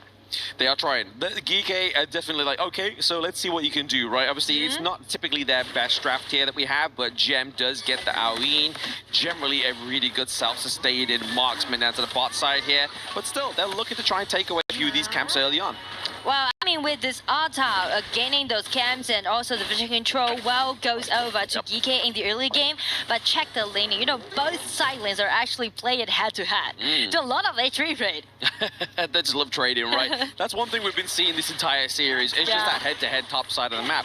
And pointing out here, Jill looking to be very aggressive, trying to put pressure onto Musang King. But Arta's one of those naturally tankier heroes, right? Like, he doesn't need the itemization in that early level to kind of sustain any kind of burst damage. And you know, because of the diversity that we can see of the hero pools that GK has, allowing them to do very well when we're jumping into best of 7. Yeah, speaking of jumping, we have Nemesis jumping into the enemy jungle here, trying to contest that Golem, Shishan, as well as Jet. And we see from the behind here, Musang King looks to try and go in. It goes, and they are saving it here for the side of GK. But can Nemesis get out of this jungle? That's the problem here. TNX, once again, on a pick like Dune, you are naturally sustainability there, but it's going to be the CC, the lockdown. GK here, the ghost ship has there to be sailing and split apart. And Joe falls, double kill to Gem.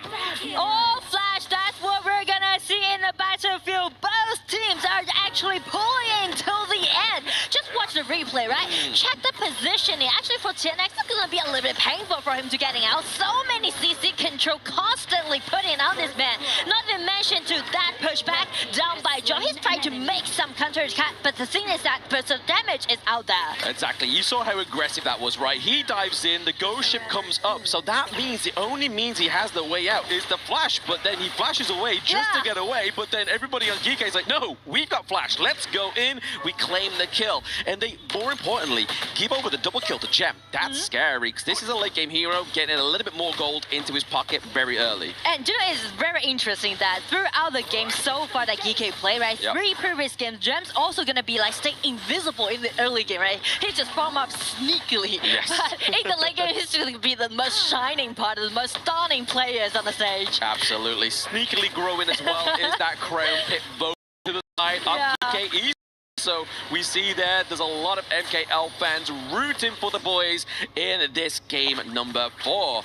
We are getting to that last minute before we start to see these neutral objectives get online. We've already been seeing a little bit of contention into the enemy jungle from the side of Team Nemesis, albeit it not going in their favor. I feel like the first thing first for them is trying to guarantee the vision control, play around TNX Dune. But the thing is that, speaking of that 4 minutes mark, is the damage done sufficient? Because you can can see like CC actually is doing a lot of 1-1 HP trade at the bottom. You saw the effort there. CC almost drove that ultimate out of the side of Gem, which would have been fatal for him. Obviously, we are looking to hold that for Naus as well as on the Lapu Lapu. That Rising Tide is going to be a difference maker in these team fights around the neutral objective. And both teams are actually highlighting different side lanes. GK tried to free this Umbarosa, preparing for the Tyrant.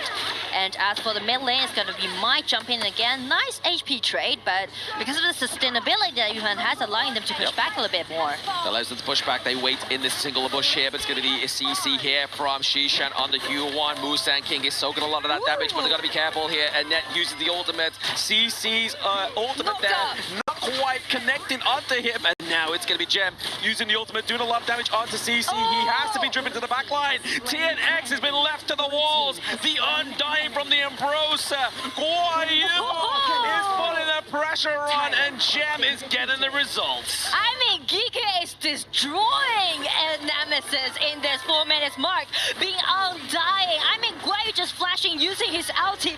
1 versus 4, Yes. can't you believe that? Absolutely. And I think that's the most perfect part of the conclusion of the 4 minutes. You get the Tyrant, you get the T1 into mid. But you're looking, obviously, at this replay right now. TNX left in here, hoping that the damage was naturally going to transition onto the Tyrant. But no, the team fight was split. Guan Yu into the top side. He's putting the pressure on. CC on the Aaron. The ultimate just did not connect enough. But I mean, like, the thing is, separate in the team fight, the visual damage is sufficient on the side of GK. But if we check Nemesis composition, mentioned about how important it is to play around CC's Irene, right? Yes. But as we can see, it's going to be a little comfortable for him. Yes, comfortable position being placed here by She on the Lapu Lapu. He may fall. It's going to be the Guan Yu. Tufts actually saving the day here. Can they get a little bit more from Nemesis? TNX already taking too much damage here from Gem on the long. He's able to ECL. Guan Yu down. CC has now forced the Infinite Bastards here as well. Gem flies away free. I mean, it's gonna be CC making those constellations happen and just saving his team, buying time for themselves. Absolutely, buying time, buying space for this Aaron pick. You have to save. If she gets hit, chance CC there, pretty much game over because she's so wishy. But TNX, low elf bars, but he knows they're still coming out of the game state of the base here, so he has time just to steal away a few little points to basically bring that goal back into the favor of Nemesis. I mean, speak of the goal difference, the jungler is quite significant, but due to those farm lanes, it's not that big. But check Guan Yu flash in, LT out, it's gonna be a net trying to save the arena, successfully save his precious moment. Yes, Jill with a superhero save there into the back line, keeps his marksman alive, but can they get some more? GK lose their support as well as their clash lane. Not playing as good as they were in the previous games, but like you were saying, if it's all split apart here, GK generally fall apart in these team fights. Flash over the wall, CC claims another kill. That's what we're talking about, right? With 100% killing participants, CC is being the hero on the side of Nemesis. It feels like finally they realized how they're gonna operate the whole game. It's like TNX has to be the punching bag, but for him to be a successful punching bag is they need to get these turrets as well. Like we saw in the Tyrant pit, there was no follow-up, but now the follow-ups are coming through here from Nemesis. I feel like it's a good strat.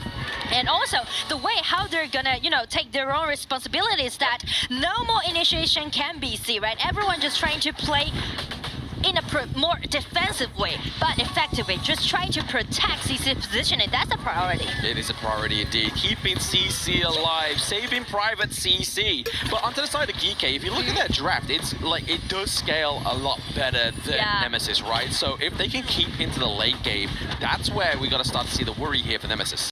The thing is that it feels like GK too to take CC down. Speaking of which, Tufts does fall to the walls, but at what cost? They aren't able to translate it into anything onto the side of Team Nemesis. I mean, like, nice 0-1 trade, right? Take that Guan Yu down and try to find some window opening for them. Exactly. That space created, the Guan Yu, has been taken off the gorge for another 12 seconds. So I feel like GK need need to use this moment to just get some more resources, Yeah. right? Secure that Crimson Gold from Gem. Wow, they really need to slow down even more. As you said, right, late game is definitely in favor of GK. So this time around 8 minutes, it's gonna be some skirmishes happening around, testing, baiting, ulti in, 10x, just make sure that CC is really comfortable. Yeah, the moving target, Shishan, he used his ultimate there just to keep himself alive, but he's currently actually not died once, so he's using Hue1 space creation there very, very well. They're gonna have to give up the Tyrant. If they overcommit to this one and make an indecisive play, it could have all fell apart there for GK. Yeah, so the vision matters a lot. 10x make sure that he's gonna be the best bodyguard to Outrage. Exactly, got potential here from TNX. Just so a lot of that damage which would necessarily translate onto CC if he was not there. And I mean, like, speak of GK, how they're gonna buy time for themselves is that do a lot of split push. Just check Wade's positioning, always be on the side lane, and also for Gem, the priority for him is to have free item at least, but as we can see, still on his way, 300 more gold to go, and that's gonna be the time for Gem to do the first out damage. Exactly, he's looking to build the Daybreaker, right? That great, there we go, we roll it, it comes out with the supply and demand comes through, but in this brush, they're looking for a setup here, it's gonna be a dive from Musang King into the backline, just to kind of like make sure they're putting the focus here. A lot of damage is needed to take him down. He is melted, but now it's going to be the case of the rest of GK. Can they have the lane? They need the line into the back line. You saw the effort from Guayu to try and get the kill at the CC. It wasn't enough. My still ambushing 3 members knocked up. It's going to be killing spree, and it's going to be devastating. Can you believe they aced the GK at their match point at 10 minutes mark? Yes, the first ace within this whole series, right? And it's given over to Nemesis. The team that are behind 3 points are able to get themselves back on the horse within this game number 4. Still, getting that Tyrant is definitely where they need to be in this game state. Is just procuring any kind of space they're creating for themselves. I mean, it's so vital for Nemesis to play so, you know, because they're under 3 games in deficit, but check their coordination. It might be the best so far they played in this best of 7. Absolutely, definitely a valid effort here for the side of Nemesis. You do see them breaking apart the side of GK, and that's a problem. When they're not all there committing, GK fall apart. I mean, like, everyone just make sure that they stay at the same spot, and you can see like they're trying to, you know, keep their composure and just stick to the strategy. Absolutely. Sticking to the strategy, sticking to the potential divide here that Guan Yu as well as a net creates for your team. CC's always just sitting behind somebody on the side of Team Nemesis, getting that poke from that first skill and just making sure he's able to actually get the burst damage come through. But it's always going to be TNX pulling the trigger there. The wind slash comes through, doesn't connect on anybody but forces out the infinite fastness. YU is always being man-checked by Tufts.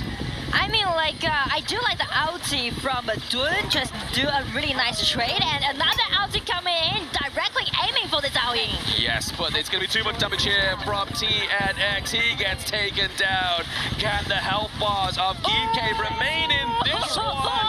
It's that damage over time. And Net L has been throwing out those first skills so well. I mean, even a Nat going killing spree, that's very optimistic, goes over to Nemesis. Maybe we're wrong. Maybe we went looking at Jill or even CC to be the carry. Maybe L was the underdog here with this one, right? Like you were saying, Nora. 3 kills for your support. That's not normally what the support should be doing. Exactly. And also, that's something that GK really need to slow down, pull themselves together a little bit more, because the priority is that not only take CC down instantly, but also base some of those, you know, precious skills. For example, the flash from CC or the ulti from Mine. Exactly. We're getting right about that game state now where the goal difference is becoming a little bit more of a lesser thing, but obviously itemization is still going to be classified in this one. However, Shadow Overlord does go over to the side of Nemesis for now. They're still looking for the right moment to pull the trigger here to summon the Shadow Vanguard. Obviously, mid lane already. They look to put side lane. top side of the map. But also, that's gonna be some time for GK trying to make the pushback happen because the side lane tower is still standing there. They need to aim in at CC again as usual. Try to test a little bit more Vanguards at the bottom. Yeah, all hands on deck for the side of Nemesis down to the bot side. Whilst the Vanguard looks to push top side of the map here as well. That burst damage from Gem is not quite doing what they thought they would onto TNX now that he has that itemization. I mean, like, the reason for of that is because almost all of his burst damage was dealt on TNX Dun. That's a problem, right? Exactly. All will be soaked in by the tanks on the side of Nemesis. And that's the whole point. I mean, look, if L takes the hit, that's what happens. You lose almost more than your health bar, half of it as well. But then we see Shadow Vanguard here, second attempt onto the T3, top side of the map, that gets taken down also. We are seeing the potential last frontier for the side of GK as they are about to lose their blemish-free scoreboard here. Well, you know, GK is definitely on the edge of the game in Game 4. And also, this might be the most painful game that they went for so far in KWC. Very painful. I mean, 14 minutes, not quite as obviously fast as what they did last game. Mai and Guan Yu coming looking for a in. stalk onto the back line, forcing out the Infinite Bastards, but he comes in with an aggressive invade. It's caught out, the win slash connects, the Conjuce, the knock-up from Joe means that Jen gets taken down, as well as they need the minion waves into the bot lane to force this game. Number 4, into the best of 7. Nemesis are not out yet. Got them one game back. I mean, Nemesis, just check it out, right? Yes. With 3 games in deficit, can you believe they play so explosively in Game 4? I mean, like, everyone just put themselves together and play around with CC, the most outstanding player so far in KWC on the farm lane. And definitely CC brought the victory, brought the precious 1 point back on the side of Nemesis. Yeah, absolutely earning his accolades there down bot side of the map. It's going to be CC, but I have to give props over to Joel as well as L. They were getting the kills when it mattered. It didn't matter that it went to the support. What mattered was the impact of these team fights, which is what we're going to be seeing in the replay. I mean, in the replay, you can see everything just went so out of control from the very first minute, actually. It hasn't been 2 minutes yet, but still a lot of initiation can be done by Joe's Mai, right? I do appreciate Guan Yu and also Mai's performance in this game. They just caused such a great harass towards GK. Yeah, massive upset there for GK within that one. They weren't quite sure what to do within those team fights. I mean, for the first, obviously, few minutes, they got that 5 kills on the board over the 1 there. But it seemed like it was going to be dead. Not in the so Nemesis takes 1 point. Let's see what Rain Day, Isaac, and Sagi have to think about that one. Thank you, Blaminora. It's going again. We are not done. For many of you who've been watching, maybe thinking that would be the end. Even rookies standing up in the crowd saying, give me another game. I love it. As Nemesis find the answer, it took them 5 games. But by the time they were here on the stage facing a potential defeat, looking to book those airport tickets back home, they said, no, you can't crush our key just yet. And now, maybe, guys, we start to see a little bit of hope enter back into the arena. They just directly canceled their taxi, man. Yeah. They canceled the taxi. Canceled the Uber. They booked them a car, and they were like, no, hold up. Wait. Cancel that. Cancel that, first of all, because we still want to play a little bit longer. Such a beautiful game, and it was really nice because it showed us what they needed to do. It's just when you analyze like the decisions that Nemesis just made in here, they decided, you know what? Let's put TNX over there on a tank and let's just pass the ball to someone else. And that someone else was Gerald. For me, Gerald was amazing. It was the key to turn things around. Not only giving vision, not only giving initiation, but giving damage as well. The key play coming in from Gerald that we will be seeing later on, that was the deal breaker coming in for Team Nemesis in finding that comeback moment in towards that late game here. My oh my, I think Gerald, he definitely was feeling it. And I'm telling you, I was talking to the Chinese casters a couple of days ago, and they were like, Mai Shiranui is like the best mid laner right over there because there's no one that can counter it. It just has burst damage, it has mobility, and in the moment that it initiates in multiple people. They had a lot more control in general general, and all that comes down to a conversation, Sagi, between your mid laner, usually your Clash laner, and your jungler to help set that tempo.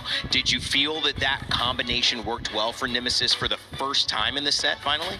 It was just not only well, it was more than well. It's well done, perfectly being executed coming in for the side of Team Nemesis. Juro coming in on the initial engage, then Top Z comes in with the Guan Yu to sweep everything up. We have a little clip here coming in on the Telestrator. Take a look. Actually show you here.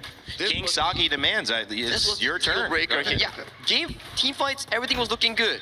Team Nemesis and also GK, they playing back and forth coming in towards these team fights. Take a look at Juro here. I want you guys to see what he's doing on this Mai Shiranui. He's stealing all the way to this little point here. I know we can't see on the minimap, but he's right here, right now. The moment that he comes, beautiful 3-man revenge and getting that ace. And as of this point, it's 10 minutes on the court. You get all these objectives available, and if they pick this up, they are on track. And what happened next? They just clean house easily. Taking a bit of a playbook of what GK Esports are doing to them, Isaac. Of course, and I do believe that in here, like, not only it was just Nemesis taking advantage of these little plays, but it's just the whole perfect point of like, wow, GK has been playing so well. GK is just like so unbeatable. It kind of fell apart in this one very easily because they wanted to finish the game too quickly. It was very cool. It was very good for them. The initiation, the whole beginning of the game was really good for them. They give Gem a couple kills. It looks pristine. The Lapu Lapu steps in a little bit too deep. Draw falls, and then it was just 0-1, 0-2, 0-3, 0-4 for him. It was a very difficult game for the Roamer. I think all in all, in the end, right, it really falls down to how you structure your drafts. And I would say that this is the most Nemesis draft that we have seen throughout the entire course of the tournament. Strong engage coming in from the side of mid lane and also Clash lane, enabling brawls and team fights. And with the help of the individual play coming in from Juro on that Mai Shiranui, of course, they are slowly but surely crawling back in towards the series. You can say, yeah, it's 3-1, but you have to start somewhere, and that was a very good start for Team Nemesis. Yeah, and 3-1 is, again, it's the big picture, but the small picture, the thing that you can control is only your next game. So if you win one game, you know you just got to go and do it again. Then you focus on, all right, how do we do it again? That comes later. They still have to get through this one. Many people at home probably were ready to go take a lunch break and say, okay, I'll come back when the next series starts. I've seen Rain Day enough. However, I think that now, when you look at this one, guys, we have to start saying, okay, what's the tether connecting the success we just saw Nemesis have, their draft, and what they might be able to do in the next game? Because our pool is getting more and more limited. The Guan Yu is going to be out for them as well, which was helped a lot in the Clash lane and creating the engagements that allowed Juro to also combo with that and just be so successful. So how do they do it again, Isaac? So right now, what we can see is just that both teams are moving away from, well, what happened in this game number 4, it was they moved away from giving the ball to the junglers and they just passed the ball to someone else. They decided, you know what, let's just put it on the Clash laners, on the farm laners, and that is something that we start seeing as we move into game 5. So for Nemesis, it worked really well. Maybe what they want to do is just to put TNX in something of a tankier option for a jungler and just really focus and continue working on what has been working. Putting pressure on Guiyu has just really limited his performances. That's a very good point, right? First 3 games, we see TNX on the jungle assassin. He has pretty good games, but it's just not something that you can actually hold off Musang King and also GK. But when in game 4,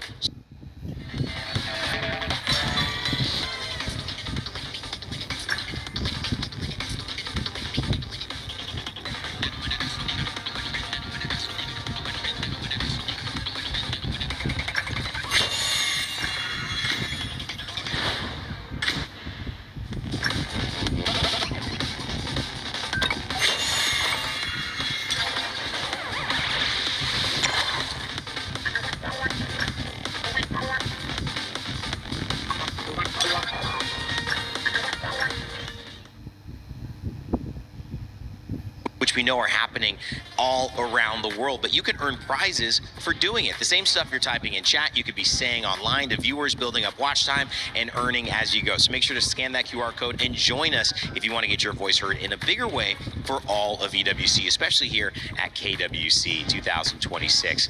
All right, guys, heading into it. Now we have our draft coming up in just a moment. I want big picture thoughts. You said maybe a tankier jungle for TNX. You were talking about how they move the ball as well, which I love as footballers coming from that experience. Sagi, where does the ball go here if you're Nemesis? Do you put it back onto TNX? Do you try to make sure that clash lane matchup like the Guan Yu goes in their favor for Tufts? What do you do? I think you put the ball back onto the side of Gerald's hands. Okay, and talking about balls, yeah, you know who plays with the orbs coming into Honor of Kings? Lorian. I think if you can give Gerald that Lorian pick that he had amazing performance back in group stage, that could be the deal breaker in trying to claw back even further towards the series. And GK played the Lorian already, right? So that was GK, so it is available, so that'll be interesting. Well, let's wait and see what's going to happen. I do believe that there's plenty of heroes right over there. What Nemesis needs to do is just take it one game at a time. And that's it, just one play at a time, because one mistake is going to end up the game for them. Hey, Sagi, can I throw to Nora and Blam, or do you want to do it? And that's your job. No, do it, Sagi, throw it. All right, Nora and Blam, you're up. Do bring us towards the pick and bands, and with that sweet, sweet game analysis. Let's go! Thank you very much, Sagilicious, for that lovely, delicious pass there. I mean, I don't think we were really expecting to get to this game number 5. But I feel like the point that we make here that Isaac was saying really well was, now, what's the best thing for Team Nemesis is to play as if it's a best of 1. Well, I mean, you know, instead of talking about the dropped picks, I would say from now on, Nemesis definitely need to ban with it Liang. Because for GK suffering from that loss, it's gonna be the time for Frost and Liang. It is absolutely potentially, because I mean, they exhausted the Guan Yu, like you said. They still have that Lorian. I feel like Lorian, what we've been looking into the playing stage and group stage, has been a good kind of counter towards it as well, right? Like if you can kind of disrupt both of their ultimates by making them levitate, that's a good thing. But they know that, they ban out the Lorian here for the side of GK. But the thing is that Liang is going to be an open choice, right? Yep. And we know that GK, how well they played with that Frost and Liang composition. So, what thoughts are in Nemesis' mind right now? Because they've already used that Mai, they already used that Guan Yu, so what kind of else hero that they can pit out to counterattack that potential Liang and Frost?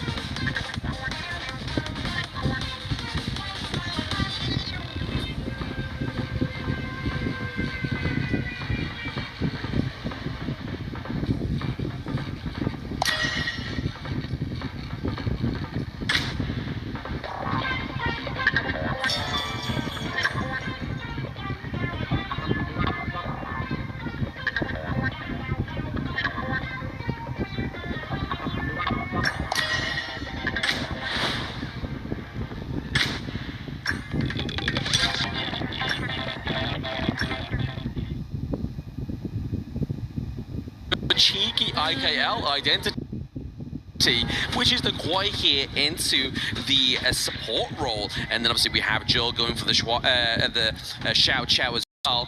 A little bit more poke, but side of Nemesis. Definitely the Jink here is a scary. Encompassing all that CC. Yeah, exactly. Allowing them to do some insta kill, not only on Channel but also on Xiao Qiao. But I do like the way how they're pivoting the point of both teams, you know, because we highlight the market and the jungler all the time, but this time I would say this is a game to testing the synergy between mid and roam. Yeah, I think like the Kaiser's a good pair counter here as well, right? Okay. Banning that one out, because we saw it yesterday when Just G went for the Jing, Jiang Q went for the Kaiser, and how did they win? It was just kind of always getting that initial engage there, being the invincible warrior, being able to actually soak that damage into the late game. That's part of the equation. You have to get to the late game to have that impact, but it's still a good counter to be making sure you're banning it out so so Nemesis don't have that one. But we can see here, Guai Yu gets another big pick. He gets the Yeah. Pirate. And I mean, like, if Nemesis is going for a substitution for the Kaiser pick, maybe a potential monkey that we might see in this game. And also, they need some kind of hero like Charlotte on the top. Well, do it.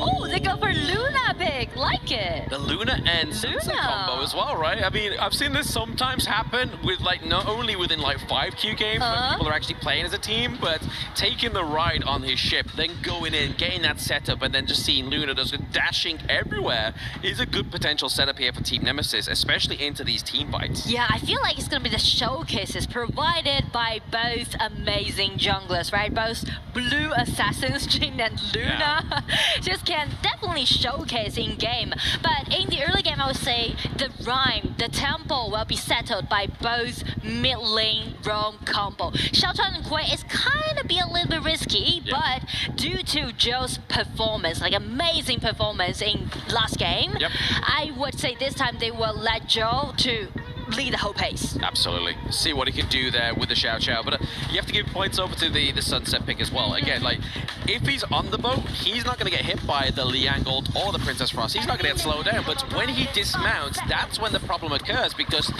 you've got the flash, but if you don't have it going into that engage, you're pretty much just committing into a full team fight knowing you're going to die. It's all about vision control. It's all about pure mechanics trade. So how they're going to execute it, let's dive right into Game 5. Absolutely. Again, it could be match point here for GK, but it was also a potential comeback for Team Nemesis to almost get the first ultimate battle within KWC 2026, which for day number 1 of the playoffs, I would not be angry about. But still 2 games to go, so who knows? It's not going to be a promising even matchup, but still it's going to be so promising at the bottom that they will go head to head. Absolutely. I feel like the thing here for GK Esports is because they lack obviously frontline, obviously Byron is going to be kind of the only frontline that they have. They're going to be looking for important pickups into those team fights, so they're already playing from the side of Team Nemesis at disadvantage. So maybe some kind of damage potential being taken off the board here. Yeah, maybe, or like those melee fight might happen on the top side of the map, but I would say in the early game,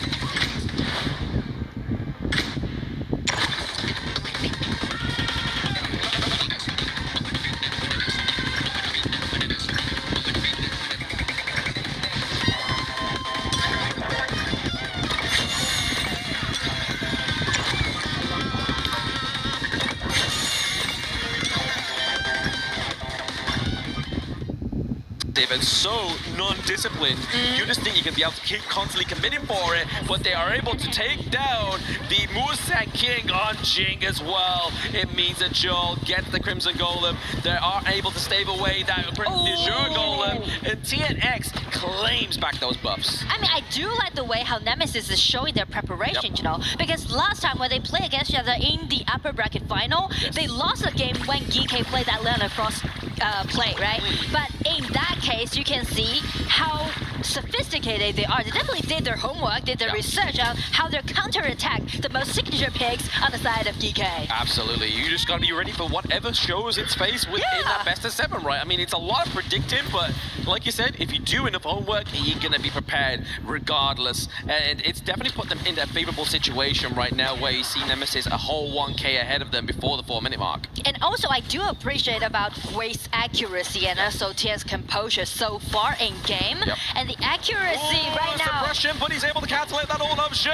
He's like, hey, you're going to be locked. Lasso, he brings him into the team. But is that going to be enough here for Nemesis to claim some more? Gem falls down. 2-0 trade. The Wolves are just playing around bot side of the map. It is like so chaotic, right? Everyone just burst out all the skills that they had. Check out Liang, right? He actually got the first hand, but by Quiz skill 2, just allowing them to do the counterattack. It's so beautiful. Like, that's definitely one way to counter the Liang, right? Especially if you're leaving so much space open. And that can only happen when Guai Yu is not in that team fight. Exactly, and Guai Yu was taken extremely low in that case, and so does Tufts. Tufts able to obviously capitalize there as well, but it's going to be the takeover of the Tyrant. Regardless of all that blundering into the mid part of the map there, they were able to get that neutral objective. So GK are still onto the board here. We're seeing that buddy system formulate around here because Musang King's actually been a little bit slow in terms of getting that gold. Yeah, the gold difference is definitely out there, and also the initiation matters a lot in this game. Ooh, tries to get that trick. It's going to be using the Liang ultimate just to stop that hook follow-up, right? There he is. How do you counter the Koi? Is if he's locked into the back line. There it is, the finesse there. He brings it in from the Shadow Clone. He's able to escape here and enable Gem to get and Luna at the bottom is also chasing in 1 versus 2, make those tower dives happen, but TNX isn't going to be a little bit overcommitted. When you get hit by that T1, T2, I mean, you saw the aggression. That's the problem, is if you're over-aggressive, you lose your health bars, and at the same time, you're gonna get punished. Yeah, and I mean, like, after all, it's only gonna be a Frost, right? It's only gonna be a Leon. Is it really worth it to sacrifice your jungler for that mid lane? I would say no. I would definitely say no. You are literally hindering TNX's next few minutes when it comes to trying to get on top of Musang King's Jing, right? I mean, you're already seeing it here. 500 gold difference has now occurred because of that whole play. Yeah, so I feel like GK actually themselves and between this. All right, 200, 300. So this is still provided by this Quay well be the thing that they might to do. Yes, they know it's on cooldown now, so they know that the hook's not going to come through if they decide to go for any kind of play here. But it looks like Musang King is just going to make sure the Azure Golem goes over to his favor. And looking for Nemesis, I mean, it may not be in a moment's notice, but Guai Yu is looking to get rid of that T1 down to bot side. So if that's the case, CC is going to have a harder job farming up safely. And I mean, the vision control is totally unbalanced right now. Yep, unbalanced. There's a pick. He gets it. He's pinpoint accurate. They get the knockdown onto Musang King. They take down Guai Yu as well. TNX onto the back line, looking to get rid of Gem. He tries to misplace the Frigid Prison to make sure that TNX took the bait, but he didn't. I mean, like, check out the accuracy by L. This man's on fire. I mean, how precise he was, right? Getting his first end on Musang King's Jing being so mobile and just deny Jing from the first place. It's very hard. Like, you think about it, that's a very hard play to make, right? It has to be pixel perfect and well-timed. The creation of space has to be made there so the hook connects. Yeah. But L is making it look flawless. I feel like GK didn't really prepare for that potential skill too, right, by Quay. Because actually Musang King is available to use his skill to dodge that, but the thing is that he didn't see that coming. He didn't see that coming, but what might be seen, a potential comeback here is going to be Nemesis trying to get that T1 down to bot side. They're able to get that as well, so they're kind of trying to get a prioritized game state for themselves somewhere else, because obviously mid and Clash lane is already in the favor of GK for now. But still, the vision control is on the hand of GK because they already take the tier 1 tower down in the mid, allowing them to make a lot of things happen. It's going to be great. Radiant's being popped as well. It keeps him in lockdown, frozen in space and time. The Mirror Mirage comes through. It's going to be the deletion of Tufts, but CC is taking no prisoners. Jungle for jungle, top side as well. Double kill for Shishan. I do appreciate for Guai's performance and also Gem, right? Gem is just protecting himself, put it into such a nice spot, dodge away the damage dealt by TNX, and also Guai jumping in, just kind of cut the whole battlefield. Very cut and dry, as you see it here from that replay, just making sure that Guai is the focus so he cannot get that outplay potential.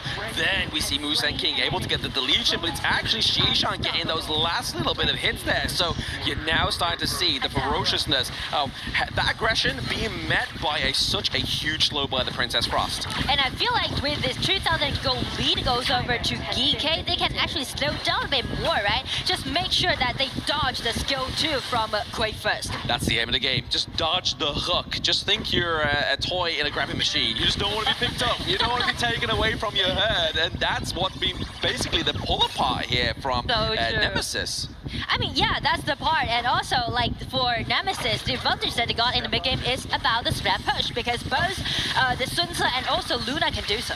Absolutely. The split push potential here for them is pretty incredible. They've got to make sure that they know and they have that intel, right? I mean, you see here, they're all sitting around this brush. L sitting in the lung brush. They're just waiting for him to feed them. Everyone dives in. Yes, and gaining that priority at the side lane allows Nemesis to initiate in the mid lane. That's what they're doing right now, but since they missed the hook, it's gonna be the time to take a little bit back. Yeah, I mean, the thing with a preemptive attack, it means it has to hit, right? Like, if you saw there, you see the second skill from the Xiao Qiao as well as the hook.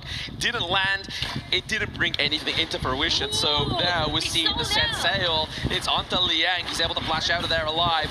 Nobody's gonna fall down just yet. There is no follow-up from TNX. He's still tucked from behind, but it's gonna be Musang King into the backline, forcing Joe with a flash. It's gonna be the Void Caller, keeping him in place. CC gets the lockdown. He's still on a no-death run. He falls. He's shut down. That's a 3-1 trade once again for Geeky at an important game state. They've lost Musang King. They've lost the jungler, but not for Nemesis. Why is Luna just jumping? He was easily controlled by this duo. Frost and Leon again shining out on stage. That's a beautiful way to take that game state that you were hindered by and take the enemy jungler away. There's no smites on board for either of these two teams, but there is a lot of space here for Geeky to be able to take this Tyrant. Yeah, I mean, like, with the survival, that ring is still be there, so it's gonna be the Tyrant goes over to Geeky, but I do like the way how they put the team fighting into so many different layers, you know, a lot of back and forth that you can see. Yeah, exactly. It's like an onion, but I mean, at least each time we're not crying as they're peeling it. Exactly, yeah. But it's making Nemesis cry at this moment in time, especially when it's not going in their favor. And speaking of which, gold is not going in their favor as well. They're behind by around about a steady 4k gold. That's slowly but surely surmounting here into the 11-minute mark. L is looking for a hook. And again, it's all about the hit. Yep. Well, L hook Irene at this certain stage has them team to push, or else be mustaching and get that not easy. Yeah, I mean, you can't here in terms of Shishan. Look at it and be like, okay, if we are going to be the ones that's being pulled, we do have the Splendor. Exactly. But it's got to be a perfectly timed Splendor. You need to predict that whether L is going to hook or not. Yes, exactly. It's going to be like, okay, it's a kind of case-by-case basis, right? Yeah. If it's going to work, we need it to work. It's then going to transition into a much better team fight for us here as well. Joel using that poke just to try and clear out this minion wave here, using the Radiance as well. There it is. The Splendor cancels it just in the moment's notice. Byron into the back line. He is mobbing up the damage onto the side of Nemesis. Has just fell by at least 66%. And now Tufts falls as well as L. This is looking scary. It is a quadra kill here for the side of Geeky Esports. They ace Nemesis. Musang King dashing in fearlessly because they know it's going to be their match point. And with the signature picks, this Frost and Leon and also Musang King dashing in minions on their way is going to be the victory. Goes over to Geeky Esports. Absolutely. The redemption arc for Musang King does follow further into the story. The next chapter for the MKL representatives has been written. Here is your first semi-finalist, Geeky Esports. And it's gonna be the double kill when they play against Nemesis, just like what they did in the upper bracket final in the group stage, which made them getting into the quarter, but this time they made it to the semi-final. Absolutely. Definitely a stark difference for Musang King this year, right? He's gonna be so proud of himself and his team. But also, Guai, you're right, both of these players, like we spoke about before this match even started, were both denied access into the playoffs in